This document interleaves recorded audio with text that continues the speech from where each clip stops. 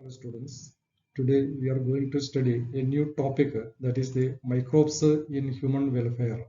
Okay, so in this topic we are going to study different type of the microbes, how the microbe is useful to the human welfare.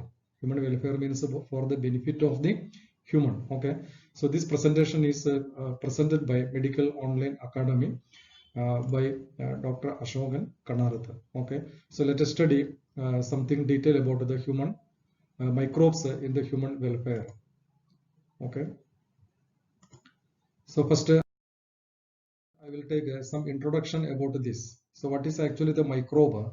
Microbe means the organism which can see only through the microscope. Okay, so which can see only through the microscope. म्हणजे microscope शिवाय आपल्याला दिसणार नाही असं ऑर्गॅनिझमला आपण काय म्हणायचं, microbe म्हणायचं. मायक्रोब्स या मायक्रोब आपल्याला डे टू डे लाईफ मध्ये आपल्याला कसं मदत करतो, आपल्याला कसं उपयोग पडतो या संदर्भात आपण या टॉपिक मध्ये अभ्यास करणार आहे. ओके, आणि हे मायक्रोब टोटल अर्थ मध्ये लिव्हिंग सिस्टम मध्ये टोटल लिव्हिंग ऑर्गॅनिझम आपल्या पृथ्वीमध्ये किती लिव्हिंग ऑर्गॅनिझम आहे, हा लिव्हिंग ऑर्गॅनिझम मध्ये जेवढं मायक्रोब्स किंवा मायक्रोस्कोपिक ऑर्गॅनिझम्स आपल्याला माहिती आहे त्याचे नंबर जर बघितले आपण पर्सेंटेज मध्ये जर बघितले 0.001% मायक्रो ऑर्गॅनिझमची माहिती सध्या आपल्याकडे आहे. म्हणजे किती मायक्रो ऑर्गॅनिझमची माहिती अजून आपल्याकडे नाहीच आहे. 99.999% मायक्रो ऑर्गॅनिझमची माहिती आपल्याकडे नाहीच आहे. म्हणजे आपल्याला काहीच माहित नसते. 99.999% मायक्रो ऑर्गॅनिझमची माहिती आपल्याकडे नाहीच आहे. तरी सुद्धा आपल्याला माहिती आहे मायक्रोब्स बॅक्टेरिया किती आपल्या सभोवती आहे, व्हायरस किती प्रकारचे आहे, फंगस किती प्रकारचे आहे, प्रोटोझोअन्स किती डिफरंट टाईप आहे, इतकं मायक्रो ऑर्गॅनिझम्स आपल्या सभोवती आहे. पण हे मायक्रो ऑर्गॅनिझम्स पृथ्वीमध्ये असलेले किती आहे आपल्याला माहिती असलेले 0.001% तेवढं आपल्याला माहिती आहे.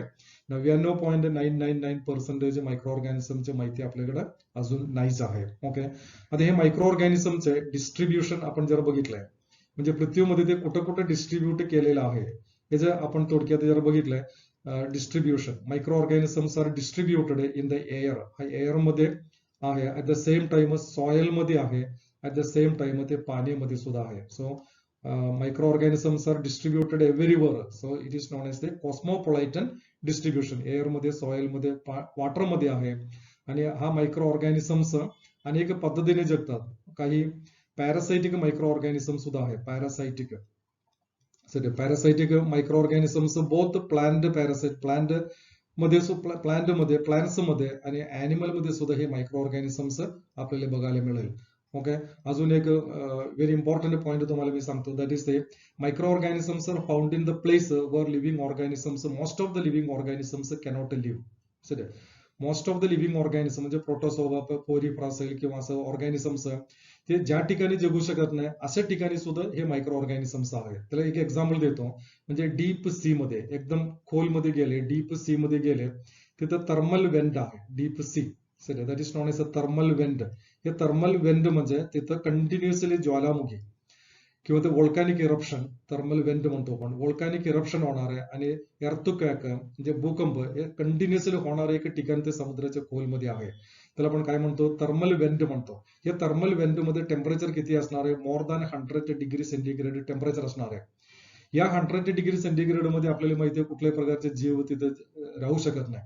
अशा ठिकाणी सुद्धा काही बॅक्टेरिया सापडलेला आहे. आपल्याला माहिती आहे थर्मो अक्वाटिकस म्हणून एक बॅक्टेरिया आहे आणि अनेक प्रकारचे बॅक्टेरिया हे थर्मल वेंट मध्ये आपल्याला सापडतात. म्हणजे बॅक्टेरिया लिव्हिंग ऑर्गॅनिझम आहे. म्हणजे अशा ठिकाणी लिव्हिंग ऑर्गॅनिझम सापडत नाही त्या ठिकाणी सुद्धा जगू शकत नाही नॉर्मल कंडिशन मध्ये, अशा ठिकाणी सुद्धा हे मायक्रोब्स आपल्याला दिसते. डायनोकॉकस रेडिओडोरॅन्स म्हणून दुसरे एक आहे. सर हे थर्मल म्हणजे 100 डिग्री मध्ये राहणार आहे. डायनोकॉकस त्याचे नाव आहे डायनोकॉकस रेडिओडोरॅन्स म्हणून एक बॅक्टेरिया आहे. रेडिओडोरॅन्स हे बॅक्टेरियाचं नाव आहे, सॉरी सायंटिफिक नेम आहे डोरॅन्स. हा बॅक्टेरिया 100 डिग्री सेंटीग्रेड मध्ये आराम जगते. त्या ठिकाणी दुसऱ्या कुठल्या ऑर्गॅनिझम्स जगू शकत नाहीत. तिथं सुद्धा डायनोकॉकस रेडिओडोरॅन्स जगू शकते. त्याला आपण थर्मल वेंट म्हणतात. कंटिन्युअसली ज्वालामुखी आणि अर्थक्वेक तिथं होत असते आणि टेम्परेचर नेहमी 100च्या पुढे असणार आहे. ठीक आहे. आणि त्या थर्मोव्हेंडाने त्याला आपण गायसर असं पण म्हणतात, गिसर किंवा ते गायसर असं पण नाव दिलेलं आहे. अशा ठिकाणी सुद्धा ते दिसते. आणि डीप सॉइल मध्ये म्हणजे माती आपण अर्थमध्ये एकदम खोलमध्ये गेले, डीप सॉइल तिथं ऑक्सिजन सुद्धा कमी असते, ऑक्सिजन सुद्धा नसतात, असं ठिकाणी सुद्धा हे ऑर्गॅनिझम्स आपल्याला बघायला मिळेल. ठीक आहे. So microbes are spreaded everywhere in the earth. आणि ते मायक्रोब्स मध्ये महत्वाचे आपल्याला माहिती आहे एक बॅक्टेरिया आहे. ओके. आणि ते बॅक्टेरियाचे क्लासिफिकेशन आपण अभ्यास केलेलं आहे. बॅक्टेरिया त्याच्या शेप प्रमाणे ते क्लासिफिकेशन केलेलं आहे bacteria. For example rod shaped bacteria आहे, सर. आणि bacillus rod shape caucus bacteria. आणि बॅसिलस म्हणजे रॉड शेप्ड बॅक्टेरिया म्हणजे बॅसिलस बॅक्टेरिया. आणि स्फेरिकल बॅक्टेरिया म्हणजे कॉकस बॅक्टेरिया. हे आपण 11वीला अभ्यास केलेला आहे, सर, 11th स्टँडर्ड मध्ये. आणि स्प्रिंग शेप्ड त्याला स्पायरल बॅक्टेरिया म्हणतो आपण, स्प्रिंग शेप असलेले बॅक्टेरिया स्पायरल बॅक्टेरिया. आणि कॉमा शेप्ड बॅक्टेरिया त्याला आपण विब्रिओ बॅक्टेरिया म्हणतात, कॉमा शेप्ड बॅक्टेरिया. सर, असं अनेक डिफरंट टाईप बॅक्टेरिया आहे. आणि आपल्याला माहिती आहे व्हायरस सुद्धा डिफरंट शेप मध्ये आहे. व्हायरस म्हटलं तर बॅक्टेरियोफेज आहे, सर. डीएनए कंटेनिंग व्हायरस, त्याला आपण बॅक्टेरियोफेज म्हणतात. हे पॉलिहेड्रल शेप मध्ये आहे, शेप जर म्हणलं तर. आणि रॉड शेप्ड बॅक्टेरिया आहे. रॉड शेप्ड बॅक्टेरिया म्हणजे TMB bacteria, tobacco mosaic bacteria आहे. अडिनो व्हायरस आहे, rod shaped virus, not bacteria, TMB virus.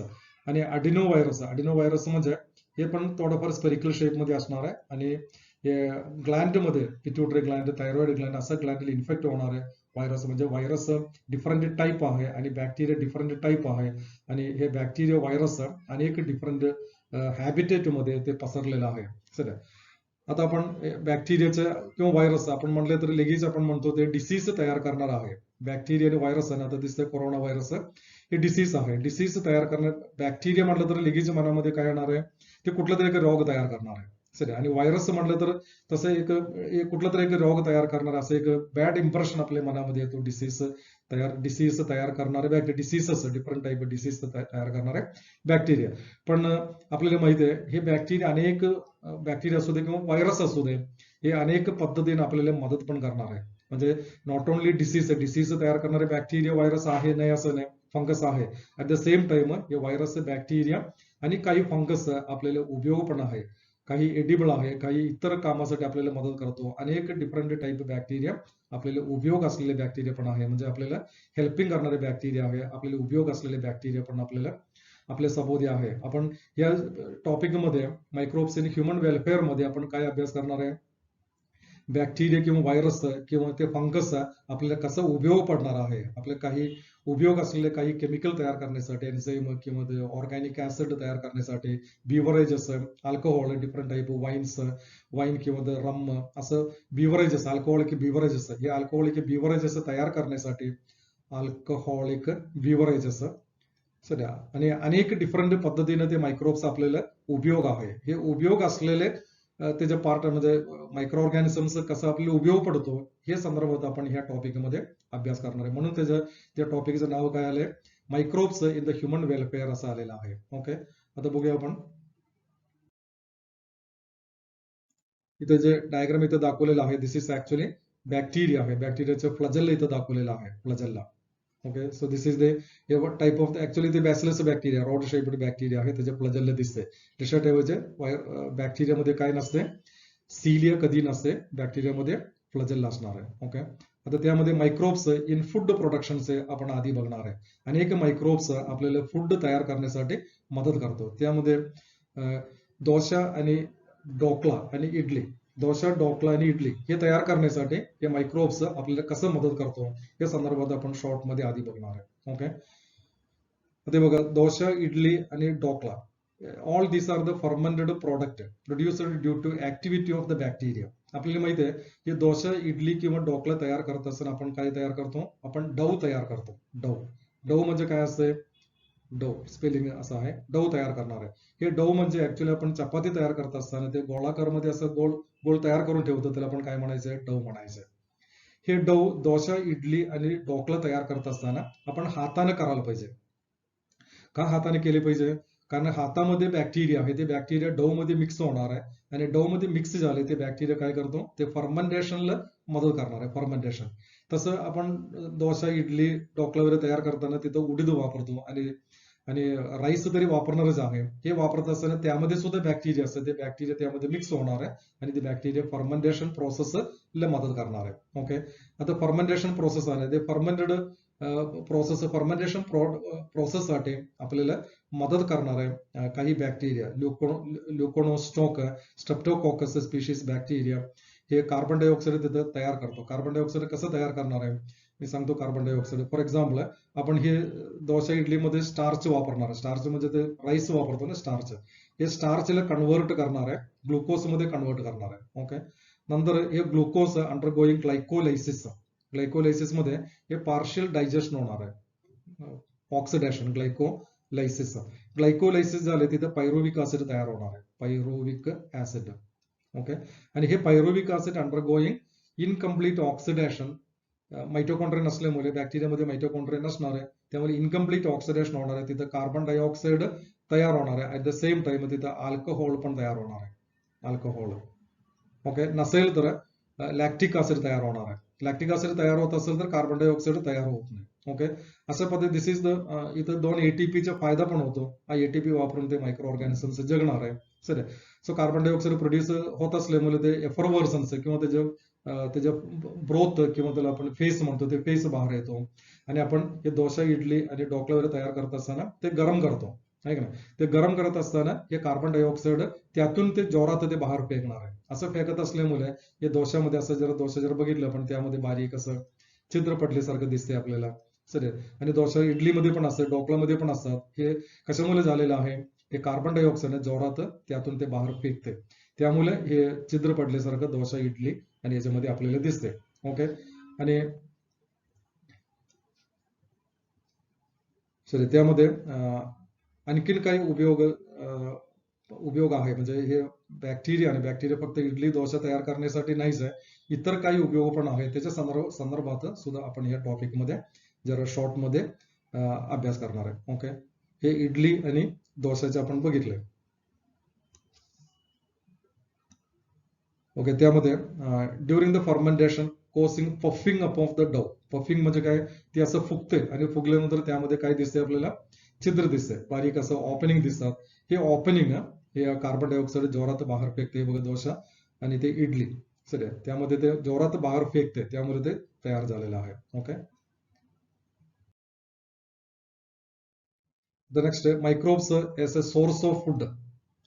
Microbes as a source of food. Some microorganism आहे, फॉर एक्झाम्पल फंगस. हे fungus म्हणजे mushroom. Mushroom आपल्याला माहिती आहे, आपण काय म्हणतो, भूछत्र म्हणतात. सर, त्यामध्ये भूछत्र म्हणजे फंगस, ते फंगस तंत किंवा ते काय म्हणतो मायसिलिया म्हणतो आपण. हे मायसिलिया सबस्ट्रॅट मध्ये असते, अचानक त्याच्यावरनं असं एक छत्रीसारखं तयार होतो, याला पण ऍक्च्युअली ते मशरूम म्हणायचं, बरोबर का नाही.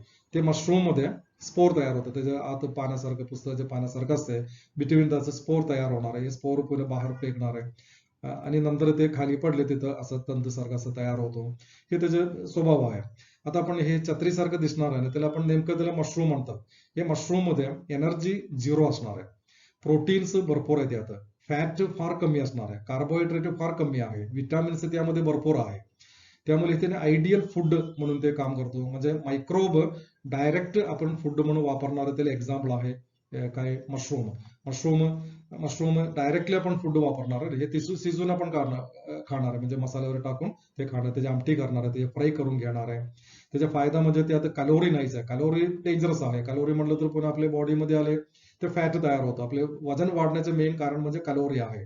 सर, हे कॅलोरी त्यामध्ये 0 आहे आणि प्रोटीन आपल्याला शरीराला फार गरजेचं आहे, हे प्रोटीन त्यामध्ये भरपूर आहे, विटामिन गरजेचं आहे, कार्बोहायड्रेट फार कमी आहे त्यामध्ये. कार्बोहायड्रेट पाहिजे आपल्याला पण त्यामध्ये फार कमी आहे, त्यासाठी आपण राईस वापरणार आहे.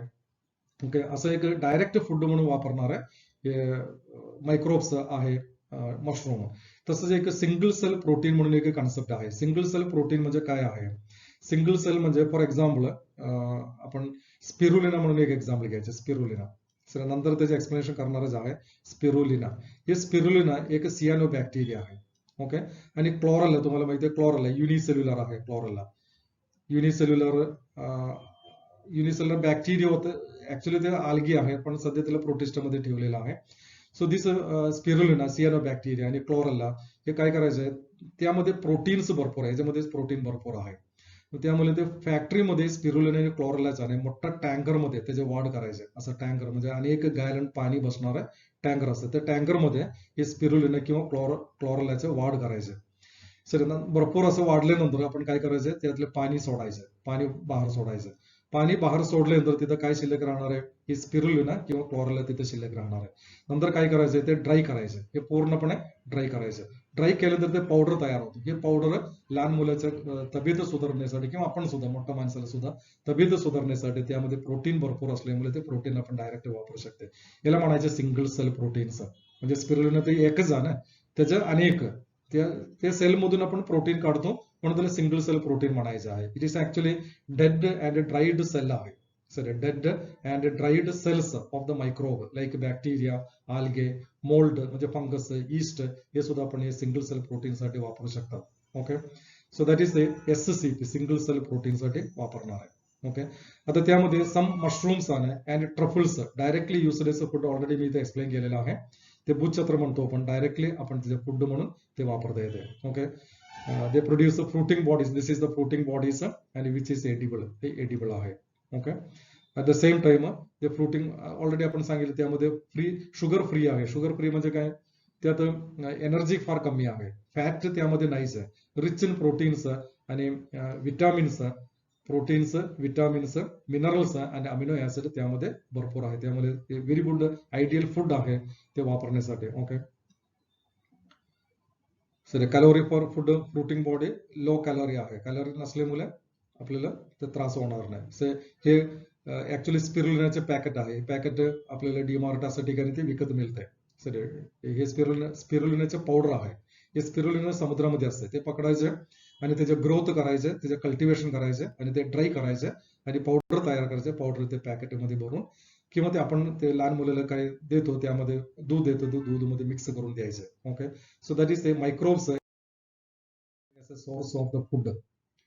आता त्यामध्ये डायरी प्रोडक्ट एक आहे. डायरी प्रोडक्ट म्हणजे दूध आणि दुधामधून मिळणारे जे प्रोडक्ट आहे त्याला आपण काय म्हणतो, डायरी प्रोडक्ट म्हणतात. सर ते डायरी प्रोडक्ट तयार करण्यासाठी सर्वात जास्त महत्वाचं एक बॅक्टेरिया, लॅक्टिक ऍसिड बॅक्टेरिया म्हणते, त्याला आपण लॅब म्हणतात, LAB, लॅब म्हणजे लॅक्टिक ऍसिड बॅक्टेरिया. त्यामध्ये एक एक्झाम्पल आहे लॅक्टोबॅसिलस बॅक्टेरिया. सर आपण हे लॅक्टोबॅसिलस बॅक्टेरिया दुधामध्ये ऍड केले ते दूध नासणार आहे आणि तिथं काय तयार होणार आहे, कर्ड तयार होतो. सर कर्ड, हे कर्ड तयार झाले, ते कर्ड मध्ये पुन्हा विटॅमिन B12 वगैरे जास्त आहे कर्डमध्ये. कर्डमध्ये काय इथं रिॲक्शन आहे, म्हणजे आपण मिल्कमध्ये कुठलं शुगर असणार आहे, मिल्कमध्ये लॅक्टोस आहे. सर लॅक्टोस, हे लॅक्टोस स्प्लिटिंग होणार आहे. लॅक्टोस स्प्लिटिंग झाले तिथं गॅलॅक्टोस प्लस ग्लुकोज तयार होणार आहे. ओके, हे मोनोसॅक्राइड आहे. This monosaccharide using for the energy, त्यातून एनर्जी काढते आणि ते मायक्रो ऑर्गॅनिझम ते वापरून जगणार आहे. ओके, असं तयार होण्याच्या आधी इथं लॅक्टिक ऍसिड तयार होतो, मध्ये आहे ना इथं लॅक्टिक ऍसिड तयार होणार आहे. लॅक्टोबॅसिलस बॅक्टेरिया जर इथं टाकले तिथं लॅक्टिक ऍसिड तयार होतो. हा लॅक्टिक ऍसिड मुळे ऍसिड आहे, त्यामुळे pH फार कमी असणार आहे. त्याचे pH नियर अबाउट 4.5 च्या आसपास असणार आहे. हे लो pH मध्ये किंवा ऍसिड मीडियम मध्ये हे मिल्क काय होतं, मिल्कमध्ये जे प्रोटीन आहे ते प्रोटीन म्हणजे त्याला केसिन प्रोटीन म्हणतो आपण, केसिन. सर हा केसिन प्रोटीन डिनेचर होणार आहे. सर इथे डिनेचर म्हणजे डिनेचर म्हणजे काय, घट्ट होणार आहे, म्हणजे कोयागुलेट होणार आहे किंवा डिनेचर होणार आहे. हे डिनेचर झालंय तिथं आपल्याला काय मिळणार आहे, दही मिळणार आपल्याला. सर आपण म्हणतो की नाही, ते मिल्कमध्ये मिल्क बाद झालंय तिथं दही तयार होतो. दही तयार होत असताना ऍक्च्युअली नेमकं काय होतं, तिथं लॅक्टिक ऍसिड बॅक्टेरिया काम केलं असतं. लॅक्टिक ऍसिड बॅक्टेरियाचं ग्रोथ होतं. कसं ग्रोथ होणार आहे, लॅक्टोज कन्व्हर्टिंग इंटू गॅलॅक्टोज आणि ग्लुकोज ते एनर्जी तयार करतो. असं रिॲक्शन होत असताना तिथे लॅक्टिक ऍसिड तयार होतो. लॅक्टिक ऍसिड ऍसिड आहे, त्यामुळे हे दूधमध्ये असलेले केसिन म्हणून प्रोटीन आहे, ते प्रोटीन डिनेचर होणार आहे. असं डिनेचर झालंय आपल्याला हे दूध बाद झालेलं किंवा ते असं घट्ट झालेलं दिसतंय, त्याला आपण काय म्हणतो, कर्ड म्हणतात. ओके, सो इथं सुद्धा फर्मेंटेशन झालेलं आहे. फर्मेंटेशन झालं म्हणजे ग्लुकोज आणि ते गॅलॅक्टोज आणि ग्लुकोज दिस अंडरगोईंग ग्लायकोलायसिस, पायरुविक ऍसिड तयार होतो. पायरुविक ऍसिड मधून तिथे लॅक्टिक ऍसिड तयार होतो, अल्कोहोल तयार होणार नाही आणि कार्बन डायऑक्साईड पण तयार होणार नाही. ओके, म्हणजे इथं फर्मेंटेशन रिॲक्शन होतात. it ferment lactose, sugar, milk, lactic acid. Okay, lactic acid causes coagulation of the partial digestion of the milk protein. एक casein ला digestion करतो.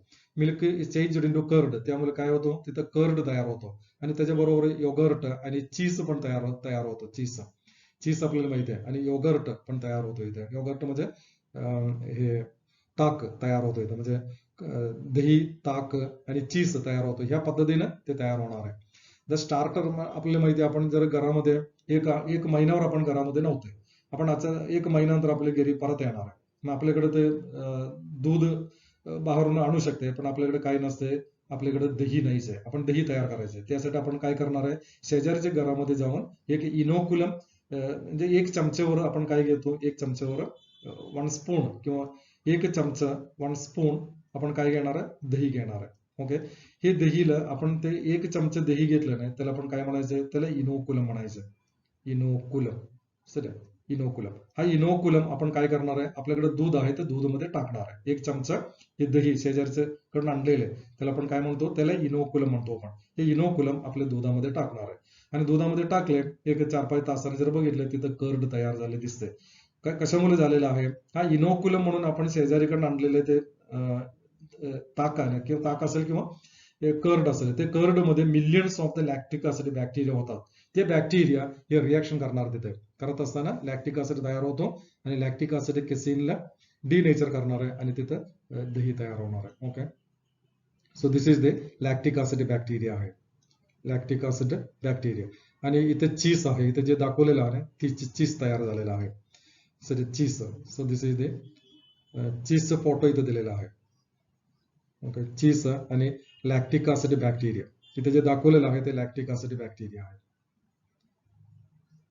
Okay, so this is cheese. Cheese colour पण वेगळा असते, काही चीज white colour मध्ये असते, काही येलो कलर मध्ये असते. सर ते आता ते चीज संदर्भात आपण नंतर बघणार आहे. 2 टाईप चीज आहे, सर ते आपण नंतर बघूया. So this is the lactic acid bacteria, तर जे दाखवलेलं आहे this is the lactic acid bacteria. Okay, हे लॅक्टिक ऍसिड बॅक्टेरिया आणि ते चीज तयार केलेले आहे. ओके, बघूया. So here is curd, preparing curd by the inoculate milk, already explain केलेलं आहे. आणि बटर मिल्क म्हणजे काय आहे, ताक म्हणतो आपण, त्यासाठी बॅसिलस बॅक्टेरिया वापरले. चीज तयार करण्यासाठी सुद्धा वापरतो हे चीज. चीज आहे ना, चीज पण डिफरंट टाईप ऑफ फ्लेवर आहे. ते बाजारमध्ये गेले त्याचे टेस्ट पण वेगळं असते आणि ते दिसायला कलर पण वेगळा असते. त्यातले एक पर्टिक्युलर चीज आहे स्विस चीज म्हणून एक चीज आहे, स्विस चीज. हे बघा, this is the Swiss cheese. Swiss so एक पर्टिक्युलर टाईप चीज आहे, स्विस चीज. हे स्विस चीज तयार करण्यासाठी आपण वापरणारे एक बॅक्टेरिया आहे, ते बॅक्टेरियाचे नाव आहे प्रोपिओनोबॅक्टेरियम. हे बघा इथं प्रोपिओनोबॅक्टेरियम. Sir this is प्रोपिओनोबॅक्टेरियम शर्मानी. हा बॅक्टेरिया वापरले काय तयार होणार आहे, स्विस चीज तयार होणार आहे. आणि आपण प्रोपिओनोबॅक्टेरियम रोकुफर्ट म्हणून एक आहे, पेन्सिलियम नको, हेच घ्यायचं आपण, प्रोपिओनोबॅक्टेरिया पी, रोकुफर्ट, ROQUEFORTI.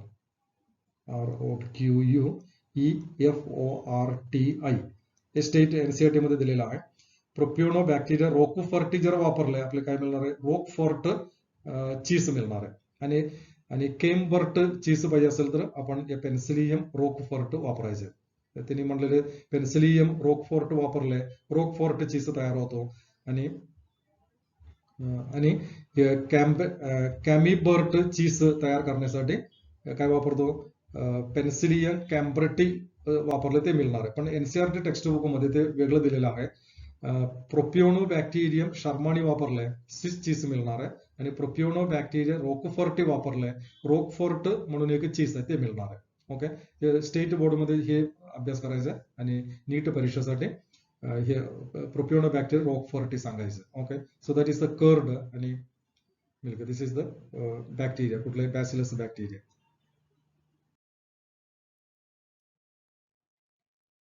आता आपण role of microbes in industrial production मध्ये हे बॅक्टेरिया कसं मदत करतो. इंडस्ट्रीमध्ये तुम्हाला माहिती आहे 2 प्रोडक्ट आहे इंडस्ट्रीमध्ये, त्यातले एक अल्कोहोल, अल्कोहोलिक बिवरेज आपण त्याला म्हणतो, अल्कोहोलिक बिवरेज, अल्कोहोलिक बिवरेज. आता डिफरंट अल्कोहोलिक बिवरेजेस आहे. So what are the different alcoholic beverage? एक म्हणजे वाईन एक आहे, सॉरी वाईन, आणि दुसरा बियर म्हणून एक आहे, बियर, आणि थर्ड अल्कोहोलिक बिवरेज आहे रम, रम, आणि फोर्थ विस्की म्हणून एक आहे, विस्की, रम, विस्की. आणखीन डिफरंट टाईप आहे, ते सगळं मला माहित नाही. रम, बियर आणि विस्की हे सगळं ते डिफरंट अल्कोहोलिक बिवरेजेस आहे. आणि हे बॅक्टेरिया कशासाठी मदत करतो आपल्याला विटामिन तयार करण्यासाठी. ऑर्गॅनिक ऍसिड बघा, अल्कोहोलिक बिवरेज मी सांगितलेलं अल्कोहोलिक बिवरेज हा एक अल्कोहोलिक बिवरेज तयार करण्यासाठी. आणि it also helping to produce organic acid, different type organic acid, vitamins तयार करण्यासाठी, आणि ग्रोथ हॉर्मोन्स तयार करण्यासाठी, डिफरंट टाईप एन्झाईम्स तयार करण्यासाठी, अँटीबायोटिक्स तयार करण्यासाठी हे आपल्याला उपयोग पडणार आहे. म्हणजे मायक्रोब किती आपल्याला उपयोग आहे हे त्यातून दिसते. Different type alcohol, beer, wine, rum, whisky etcetera हे तयार करण्यासाठी आपल्याला मदत करतो. विटामिन्स असं. आणि फर्मेंटर्स, इथे ऍक्च्युली ते फर्मेंटेशन इंडस्ट्री आहे. ते फर्मेंटर मध्ये ते मायक्रो ऑर्गॅनिझमचे ग्रोथ होणार आहे आणि ते आपोआप तिथे तयार करतो, नंतर आपण ते बाहेर काढणार असं आहे. ओके, आता बघूया आपण पुढं. एक production of the alcoholic beverage म्हणजे दारू कसं तयार करतात त्याचं एक शॉर्ट मध्ये याच्यामध्ये ते एक्सप्लेन केलेलं आहे. ते मी शॉर्ट मध्ये तुम्हाला एक्सप्लेन करून देतो. दॅट इज ते आपण डिफरंट टाईप सरील्स वापरणार आहे. कडधान्य सरील्स म्हणजे कडधान्य वापरणार आहे. सरील्स काही काही सरील्स वापरणार आहे. आता म्हणले तर जॉवर वापरू शकते, जॉवर. ओके, आणि तिथं बाजरा वापरतात, बाजरा आपल्या महाराष्ट्रामध्ये सर्वात जास्त असले बाजरा वापरते. आणि वीट, गहू म्हणजे वीट वापरणार आहे, सर. आणि हायब्रिड पण तिथं वापरता येते. हायब्रिड हे आहे ना ते जॉवर, हायब्रिड सुद्धा वापरू शकतात. आणि बार्लीचा वापर करतो. बार्ली आपल्याकडे नाहीच आहे, पंजाबमध्ये जास्त आहे, त्याचा वापर करतो. सर्वात उत्तम दारू तयार करायचा असेल तर बार्लीचा वापर होतो. ओके, आता हे सरील्स आपण घेणार आहे. नंतर काय करतो, हे तयार करत असताना आपण त्याला माल्टिंग करतो. Malting. So what is actually malting? Malting म्हणजे हे धान्य ना किंवा ते कडधान्य त्याला आपण पाण्यामध्ये भिजून ठेवतो. हे पाण्यामध्ये भिजून ठेवले ते त्याला मोड येणार आहे, म्हणजे ते जर्मिनेट होणार आहे. माल्टिंग जर्मिनेट होणार आहे. जर्मिनेट म्हणजे मोड येणे, त्याला आपण जर्मिनेट म्हणतो. आपण पाणी मारून ठेवलं आपल्या घरामध्ये आपण करतोय ना ते मडकी वगैरे, ते पाणी मारून तसं जर्मिनेट केल्यानंतर पूर्णपणे त्यातनं एक प्लांट तयार करायचं नाही, फक्त जर्मिनेशन होणार आहे. म्हणजे असं सीड असेल तर ते मोड आलं असतं, म्हणजे ते प्लिम्युलर रॅडिक्युलर आलं असते. एवढं झाल्यानंतर काय करायचंय, त्याला आपण हीट वाढवायचं, टेम्परेचर द्यायचं. टेम्परेचर दिल्यानंतर त्याच्या पुढचं वाढ होणार नाही, म्हणजे त्यातून एक प्लांट तयार होणार नाही. सर, असं टेम्परेचर वाढवून त्याला जर्मिनेशन प्रोसेस आणि ते थांबवणे, याला म्हणायचंय माल्टिंग. म्हणजे माल्टिंग मध्ये काय होतं, ते कडधान्य आपण पाणी मारते आणि त्यामध्ये मोड येणार आहे. मोड आल्यानंतर पुन्हा त्याच्या पुढचं वाढ करू द्यायचं नाही, ते टेम्परेचर वाढून त्याला मारणार आपण. ओके, असं करणं त्याला आपण माल्टिंग म्हणतो. असं माल्टिंग जर केले त्यामध्ये ते दारूचे प्रोडक्ट जास्त तयार होत असं आहे. त्यानंतर आपण काय करणार आहे, एक मोठं भांडी, हे बघा इथं एक हे दाखवलेलं आहे. सर, ऍक्च्युअली ट्यूब फर्मेंटर आहे, याला फर्मेंटर म्हणतो आपण. असं मोठं अनेक गॅलन पाणी बसणार आहे, त्यामध्ये हे सगळं टाकणार. हे माल्टिंग केल्यानंतर सगळं त्यामध्ये टाकणार आहे. त्यामध्ये पाणी पण ओतणार आहे आणि त्यामध्ये आपण ईस्ट पण टाकतो. ईस्ट म्हणजे सॅकॅरोमायसेस सर्व्हेसे, त्याला ईस्टला आपण काय म्हणतो, सॅकॅरोमायसेस सर्व्हेसे. त्याला एक व्हेरियंट एलिप्सोइड्स म्हणून एक डिफरंट टाईप आहे, हे आपण त्यामध्ये टाकणार आहे. हे टाकल्यानंतर तिथं काय होतं, फर्मेंटेशन होणार आहे. फर्मेंटेशन म्हणजे काय आहे, मगाशी मी सांगितलं होतं ग्लुकोज, स्टार्च, त्यामध्ये स्टार्च असेल, हे स्टार्च कन्व्हर्टिंग इंटू ग्लुकोज म्हणजे मोनोसॅक्राइड. ग्लुकोज असेल किंवा फ्रुक्टोज असेल, हे असं तयार होणार आहे. हे तयार झाल्यानंतर पुन्हा त्या एनर्जीसाठी वापरणार, म्हणजे तिथं काय होणार आहे, ग्लायकोलायसिस होणार आहे. ग्लायकोलायसिस झाले, यातून काय तयार होणार आहे, पायरुविक ऍसिड तयार होणार आहे. हे pyruvic acid undergoing incomplete oxidation, तिथं कार्बन डायऑक्साईड तयार होतो आणि तिथं आल्डिहाइड तयार होणार आहे, आल्डिहाइड. ओके, हे आल्डिहाइड मधून आल्डिहाइडचे रिडक्शन करणार आहे. आल्डिहाइडचे रिडक्शन झाले, तिथं अल्कोहोल तयार होतो, OH म्हणजे इथेल अल्कोहोल तयार होणार आहे. C2H5OH इथेल अल्कोहोल तयार होतो. हे इथेल अल्कोहोल आपण तिथनं बाहेर काढणार आहे. सर, असं ते बिवरेज तयार करायचं असते. ते बिवरेज साठी वापरणारे एक टवर किंवा एक फर्मेंटर आहे, त्याला आपण ट्युब्युलर टवर फर्मेंटर म्हणतात. सर, ट्युब्युलर टवर फर्मेंट, अनेक डिफरंट टाईप फर्मेंटर आहे, त्यातले एक फर्मेंटर ट्युब्युलर टवर फर्मेंटर, हे वापरून आपण त्याचे अल्कोहोल तयार करण्यासाठी आपण वापरत असते. ओके, आता त्यानंतर आपण हे वाईन आहे किंवा बियर वाईन आपण याचं ट्रेडिशनल ड्रिंक आहे. त्याच्या आधी दुसरा एक पॉईंट तुम्हाला मी सांगतो. आपण मगाशी ते अल्कोहोलिक बिवरेज मध्ये एक वाईन घेतलेला आहे का नाही, वाईन आणि त्याच्याबरोबर आपण बियर पण घेतलेला आहे. बियर आपल्याला माहिती आहे वाईन आणि बियर मध्ये ते अल्कोहोलचे प्रमाण किती असणार आहे, एक 5 ते 13% पर्यंत असणार आहे. त्याच्या पलीकडे जात नाही, ते 13%च्या पलीकडे नाही जाणार आहे. का 13%च्या पलीकडे जाणार नाही, त्याचं कारण म्हणजे हे वाईन आणि बियर तयार करत असताना तिथं काय तयार झालेलं आहे, अल्कोहोल तयार आहे, C2H5OH अल्कोहोल तयार झालेलं आहे. हे अल्कोहोल काय करणार आहे, आपण टाकलेले ईस्ट आहे ते ईस्टला मारणार आहे. कळलं का, हे ईस्टला ते मारणार आहे. ईस्टला मारलंय पुन्हा ते फर्मेंटेशन तिथं होणार नाही ना, त्यामुळे हे अल्कोहोलचं प्रमाण 5 ते 13% त्याच्या पलीकडे ते जात नाही. आणि आपण दुसरं एक रम, मग आपण रम घेतलेलं आहे. रम आणि विस्की हे दारूचे प्रकार आहे. हे जर आपण बघितलं त्यामध्ये नियर अबाउट 68% अल्कोहोल किंवा 70% अल्कोहोल किंवा 80% अल्कोहोल असं अल्कोहोलचं प्रमाण असणार आहे. मग हे रम आणि विस्की तयार करत असताना हे ईस्ट तरी 13%च्या पुढे मारणारच आहे. मग हे कसं तयार करतो, त्यासाठी आपण काय करायचंय, याला डिस्टिल करायचंय. ते अल्कोहोल तयार झालेलं आहे त्याला डिस्टिल करायचंय, डबल डिस्टिलेशन करायचंय. केमिस्ट्रीमध्ये तुम्ही अभ्यास केला असेल प्युरिफिकेशनचे मेथड डिस्टिलेशन. हे डिस्टिलेशन केले त्याचे पर्सेंटेज 68 ते 70% पुढे जातात. म्हणजे हे वाईन आणि बियर आहे it is a non distilled product आहे. दोन्ही फर्मेंटेड प्रोडक्ट आहे, पण हे वाईन आणि बियर हे नॉन डिस्टिल्ड प्रोडक्ट आहे. नॉन डिस्टिल्ड तिथे डिस्टिलेशन नकोच आहे. परीक्षेला विचारणार आहे, नीट मध्ये पण विचारणार आहे. नॉन डिस्टिलेशन प्रोडक्ट आहे आणि हे डिस्टिलेशन प्रोडक्ट आहे. रम वगैरे ते डिस्टिलेशन प्रोडक्ट आहे. ओके, आता आपण ट्रेडिशनल ड्रिंक सुद्धा तयार करण्यासाठी बॅक्टेरियाचा वापर होतो. बॅक्टेरिया म्हणजे मायक्रोबचा वापर होतो. ट्रेडिशनल ड्रिंक म्हणजे काय आहे, त्याला आपण मराठीमध्ये ताडी म्हणतात, आहे का नाही. ताडी, हे ताडी कशातून तयार होतो, पाम प्लांट मधून तयार होणार आहे. पाम प्लांट शक्यतो कोकण एरियामध्ये भरपूर आहे, तामिळनाडूमध्ये आणि साऊथ इंडियामध्ये वगैरे भरपूर ते पाम प्लांट आहे. आपण कोकोनट प्लांटला सुद्धा पाम प्लांट म्हणतात. कोकोनट प्लांट मध्ये सुद्धा हे ट्रेडिशनल ड्रिंक म्हणजे आपण काय म्हणतो मराठीमध्ये ताडी तयार करता येते आपल्याला. ओके, लो पर्सेंटेज अल्कोहोल त्यामध्ये असणार आहे, त्यामुळे ते लोक पिले लई काही इफेक्ट होणार नाही. हे गोवामध्ये फेमस वाईन गोवा असं तयार केलेलं आहे. ट्रेडिशनली नॉन एस ते गोवामध्ये ते वाईन मिळतं नाही, त्याला आपण पेन्नी म्हणतात. ट्रेडिशनली तिथे पेन्नी म्हणते. सर कॅश्यू फ्रूट आणि कॅश्यू फ्रूट मधून वगैरे ते तयार करतात. म्हणजे काय करायचं, कॅश्यू फ्रूट असं ज्यूस तयार करायचं आणि त्यामध्ये ईस्ट टाकायचं आणि ईस्ट टाकल्यानंतर फर्मेंटेशन होणार आहे. फर्मेंटेशन झाल्यानंतर तिथं हे ट्रेडिशनल म्हणजे ताडी म्हणतो आपण ते तयार होतो. आणि नॉर्थ इंडियामध्ये साऊथ इंडियामध्ये काय करतो, कोकोनट प्लांट मध्ये तयार करतो. तुम्हाला एक डायग्राम दाखवतो. कोकोनट प्लांट हे बघा, this is the palm plant. हे कोकोनट नाहीच आहे, पण कोकोनट सारखं असलेलं एक प्लांट आहे. त्या प्लांट मध्ये काय करतो, एक माणूस त्याच्यावरती चढणार आहे आणि त्याचं ते फुल असतं. फुल म्हणजे ते हे फुल उमलण्याच्या आधी ते कट करायचं. कट करून त्याच्यामध्ये ते मडकं बांधायचे. बघा, ते मडकं बांधलेलं आहे, दिसतंय की नाही, ते हे मडकं बांधलेलं आहे. ते मडकेमध्ये आज संध्याकाळी ते करणार आहे. तर हे फुल म्हणजे कसं असतं, त्याचे फुल थोडंफार असं असणार ना, हे बघा थोडं असं असतं, असं असणार आहे. हे काय करतो, इथं असते ते, हे बघा इथं हात धरलेले, हे इथं त्याने कट करणार. असं हे कट केल्यानंतर त्या ठिकाणी हे मडकं बांधणार आहे आणि रात्रीभर त्यातनं थिम असं ते बारीक ड्रॉप त्यामध्ये पडणार आहे. सकाळपर्यंत ते मडकं भरलेलं असते आणि सकाळी पुन्हा त्याच्यावरती चढायचे आणि ते गोळा करून खाली आणायचे आणि त्यामध्ये पाणी ओतून ते विक्रीला ठेवायचे. त्याला आपण ताडी म्हणतो, त्याला ट्रेडिशनल ड्रिंक म्हणतो आपण. हे ट्रेडिशनल ड्रिंक तयार करण्यासाठी सुद्धा इथं सुद्धा ईस्ट काम केलेलं आहे. सर आपण असं कट केल्यानंतर ईस्ट जाऊन तिथं बसणार आहे. एअर मध्ये ईस्ट भरपूर असते आणि तिथं ताडी तयार होतो. Okay, so that is traditional drink.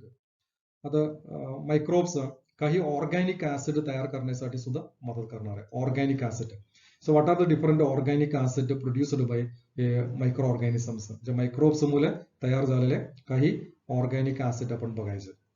Okay, बघूया आपण ऑर्गॅनिक ऍसिड, त्याचे सोर्स दिलेले. सायट्रिक ऍसिड कोण तयार करणार आहे, आस्परगिलस निजर म्हणून एक आहे, ते तयार करणार आहे. ग्लुकोनिक ऍसिड आस्परगिलस निजर तयार करतो. फ्युमेरिक ऍसिड रायसोपस अर्जिनस म्हणून एक आहे, ते तयार करणार आहे. ऍसिटिक ऍसिड असिटोबॅक्टर ऍसिटी तयार करतो. हे सगळं पाठांतर करावं लागणार आहे बोर्ड त्याच्यामध्ये आणि सीईटी मध्ये सुद्धा त्याच्यामध्ये आणि नीट मध्ये सुद्धा ते प्रश्न विचारणार आहे. फॉर एक्झाम्पल प्रश्न कसा येणार आहे, citric acid the microorganism which produce citric acid is a dash म्हणजे आस्परगिलस नायझर.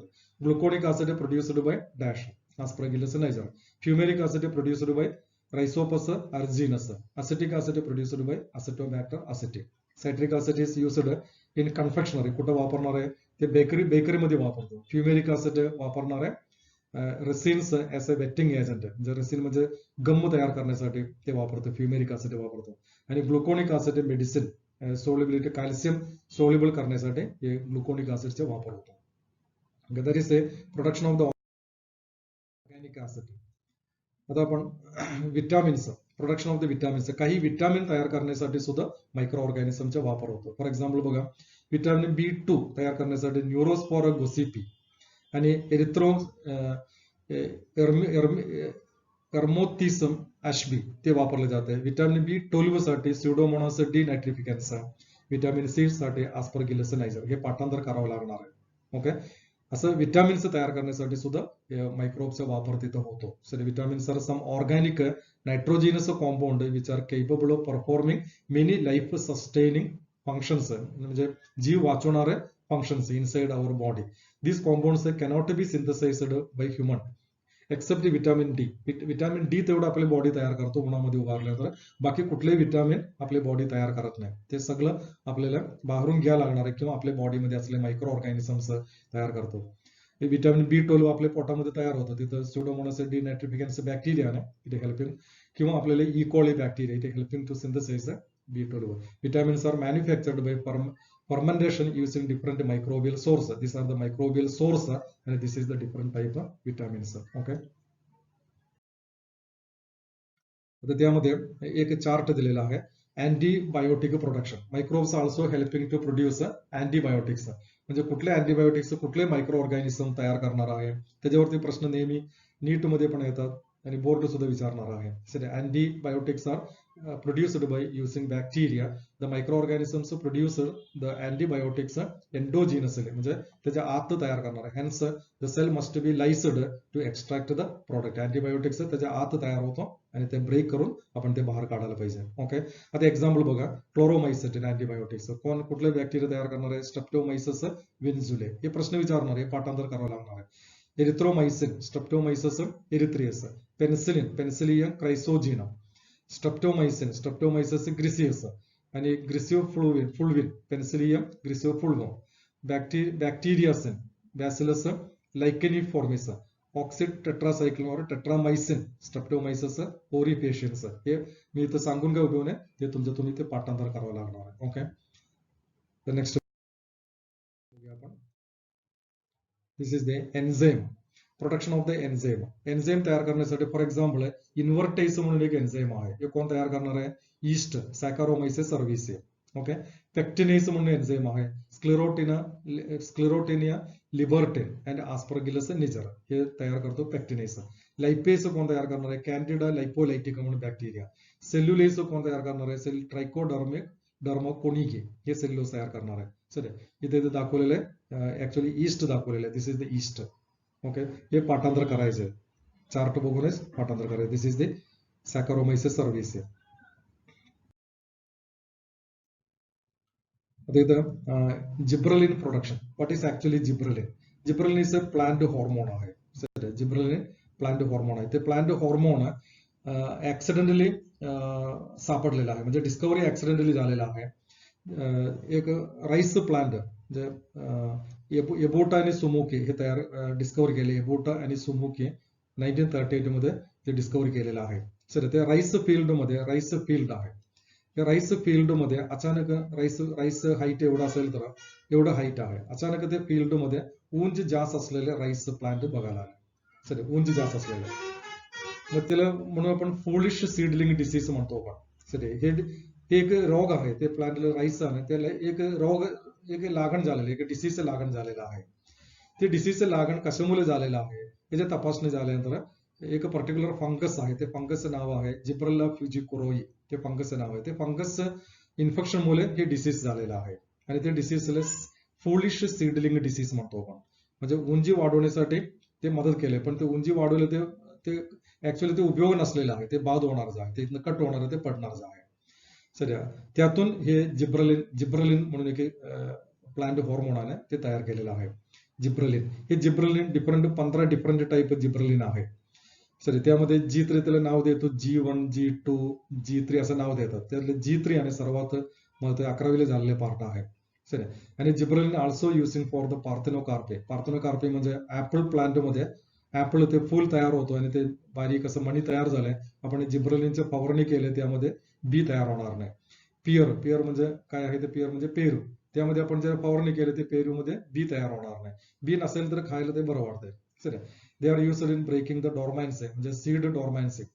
पेरणी करण्याच्या अगोदर आपण ते जिब्रलिनचं थोडं फवारणी केले, ते सीड लवकर ते उगवणार आहे आणि त्यातून ते प्लांट तयार होतो. हे ऍक्च्युली लॉंग डे प्लांट मध्ये ते वापरले जाते. लॉंग डे प्लांट 11वीचे पार्ट आहे.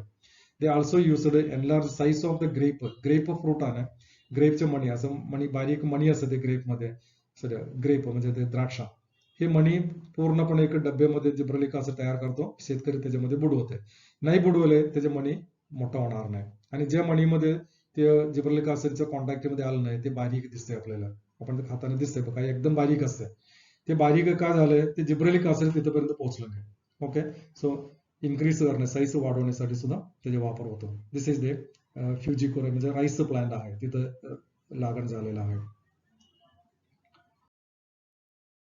Okay, the next waste microbes in the sewage treatment. Sewage म्हणजे काय आहे, आपण घरामधून किंवा फॅक्टरीमधून किंवा एखाद्या हॉस्पिटलमधून, स्कूलमधून, ऑफिसमधून आपण वापरलेले पाणी आहे, ते पाणी आपण बाहेर सोडते. That water is known as what is, त्याला आपण स्युएज म्हणायचं. That is a sewage. ते स्युएज मध्ये 99.5% टू 99.9% पाणी असतं ते स्युएज मध्ये. राहिलेले 0.1 to 0.5% त्यामध्ये ऑर्गॅनिक मॅटर असतात. ऑर्गॅनिक मॅटर म्हणजे काय, आपल्या घरामध्ये वापरलेले ते जे आहे ते पालेभाजीचे वगैरे ते पीसेस किंवा ते भाताच्या किंवा ते मांस, हे सगळं म्हणजे ऑर्गॅनिक मॅटर आहे. सर आणि त्यामध्ये अनेक बॅक्टेरिया पण असतात, डिफरंट टाईप बॅक्टेरिया पण असणार आहे. आणि ते टाईप ऑफ द वेस्ट म्हणजे स्युएज कॉम्पोजिशन आहे. Composition is depending upon the fact, depending upon the sewage which coming from. म्हणजे एखाद्या फॅक्टरीमधून येणार असेल तर फॅक्टरीमध्ये वापरलेली वेस्ट त्यामध्ये असणार आहे. घरामधून येणार असेल तर घरात वापरलेली वेस्ट त्यामध्ये असणार आहे. एक रेस्टॉरंट मधून येणार असेल तर रेस्टॉरंट मधून येणार वेस्ट त्यामध्ये असणार आहे. एक टेक्सटाईल फॅक्टरी मधून येणार असेल तर टेक्सटाईल मध्ये वापरलेले असणार आहे. डायरी मधून येणार असेल तर त्यामध्ये डायरीमध्ये वापरलेले जे वेस्ट मटेरियल, फार्मास्युटिकल, म्हणजे प्रत्येक स्युएज मध्ये काय काय असतंय म्हटलं तर it is depending on the source, कुठून ते पाणी येणार आहे त्याच्यावरती ते असणार आहे. ओके, आता त्यामध्ये इथे एक स्युएज दाखवलेलं, दिस इज द स्युएज, म्हणजे किती घाण त्यामध्ये पडलेलं आहे. हे शरीराला हानिकारक, ते पोल्युशन करणार आहे. आणि ते पोल्युशन असले पाणीमध्ये बॅक्टेरिया भरपूर असणार आहे, व्हायरस भरपूर असणार आहे, फंगस भरपूर असणार आहे. आपण काय करतो, हे पाणी आहे तसं नदीमध्ये सोडणार आहे. नदीमध्ये सोडले हे सगळं घाण ते नदीमध्ये जाणार नाही, ते पाणी पण आपण पिणार आहे. किंवा ते आपल्या जवळ विहीर असेल तर विहिरीमध्ये ते मिक्स होणार आहे, आपण ते पिणार आहे, आपल्याला रोग येणार आहे. ते होऊ नये म्हणून आपण काय करायचं, हे वेस्ट वॉटर आहे ते स्युएज आपण ट्रीटमेंट करायचं. ट्रीटमेंट करायचं म्हणजे काय, ट्रीटमेंट करायचं म्हणजे त्यातलं पोल्युशन कमी करायचं. पोल्युशन कमी करून आपण जर त्यातलं घाण सगळं काढून पोल्युशन कमी करून आपण जर नदीमध्ये सोडले, ते नदीतले पाणी आपण पित असेल तर आपल्याला काही रोग येणार नाही. सो त्याला म्हणायचंय स्युएज ट्रीटमेंट. त्यासाठी मायक्रोब्स, काही मायक्रोब तिथं आपल्याला मदत करतो. सर मायक्रोब त्यामध्ये आहे ते हानिकारक आहे, पण आपण काही मायक्रोब त्यामध्ये असलेला नाही, ते ट्रीटमेंट करण्यासाठी आणि ते पोल्युशन कमी करण्यासाठी आपल्याला मदत करणार आहे. त्याला स्युएज ट्रीटमेंट म्हणतो आपण. बघूया आपण स्युएज ट्रीटमेंट कसं. Microbes in sewage treatment. त्यात त्या स्युएज मध्ये काय काय असते, बॅक्टेरिया असणारे, व्हायरस असणारे, फंगस असणारे, प्रोटोझोआ, नेमॅटोड, हे सगळं त्यामध्ये असणार आहे. सर हे सगळं आपल्याला अनेक प्रकारचे रोग तयार करणार आहे. त्यामुळे आपण त्याला काय करायचं, आपण त्याला स्वच्छ करायचं. स्वच्छ केल्यानंतर पुन्हा आपण ते नदीमध्ये सोडायचं. Sir before waste water is made available for the human use, it must be treated properly. त्यासाठी स्युएज ट्रीटमेंट प्लांट म्हणून एक प्लांट तयार केलेला आहे. ते प्लांट वापरून आपण ते पाणी स्वच्छ करता येते आपल्याला. सर एक प्लांट आहे इचलकरंजीमध्ये वगैरे स्युएज ट्रीटमेंट प्लांट आहे. ते प्लांट मध्ये डिफरंट स्टेजेस आहेत. त्यातले फर्स्ट स्टेज म्हणजे प्रिलिमिनरी स्टेज आहे. त्यानंतर प्रायमरी स्टेज, त्यानंतर सेकंडरी स्टेज आणि third tertiary stage, fourth stage. हे बघा इथे एनसीआरटी मध्ये फक्त 2 स्टेज म्हटलेलं आहे, प्रायमरी स्टेज आणि सेकंडरी स्टेज. ओके, 2 स्टेज आहे. पण स्टेट बोर्ड मध्ये त्याला 4 स्टेज घेतलेले, preliminary stage, primary stage, secondary stage आणि टर्शरी स्टेज. आपण बघूया, आपण स्टेट सिलेबस प्रमाणे बघूया आपण. Preliminary treatment. हे प्रिलिमिनरी ट्रीटमेंट मध्ये काय करतो आपण, ऍक्च्युअली त्यामध्ये 2 आहे, एक स्क्रीनिंग एक आहे आणि दुसरं ग्रिट चेंबर एक आहे. 2 चेंबर असतात ते. आता सॉरी, त्यामध्ये असं चेंबर असणार आहे, this is the 1 chamber. Okay, आणि this is the another chamber. 2 chamber आहे. ओके, या चेंबर मध्ये सुएज पाणी येऊन पडणार, म्हणजे पाईप आहे ते, आपल्याला ते गटर म्हणतो आपण.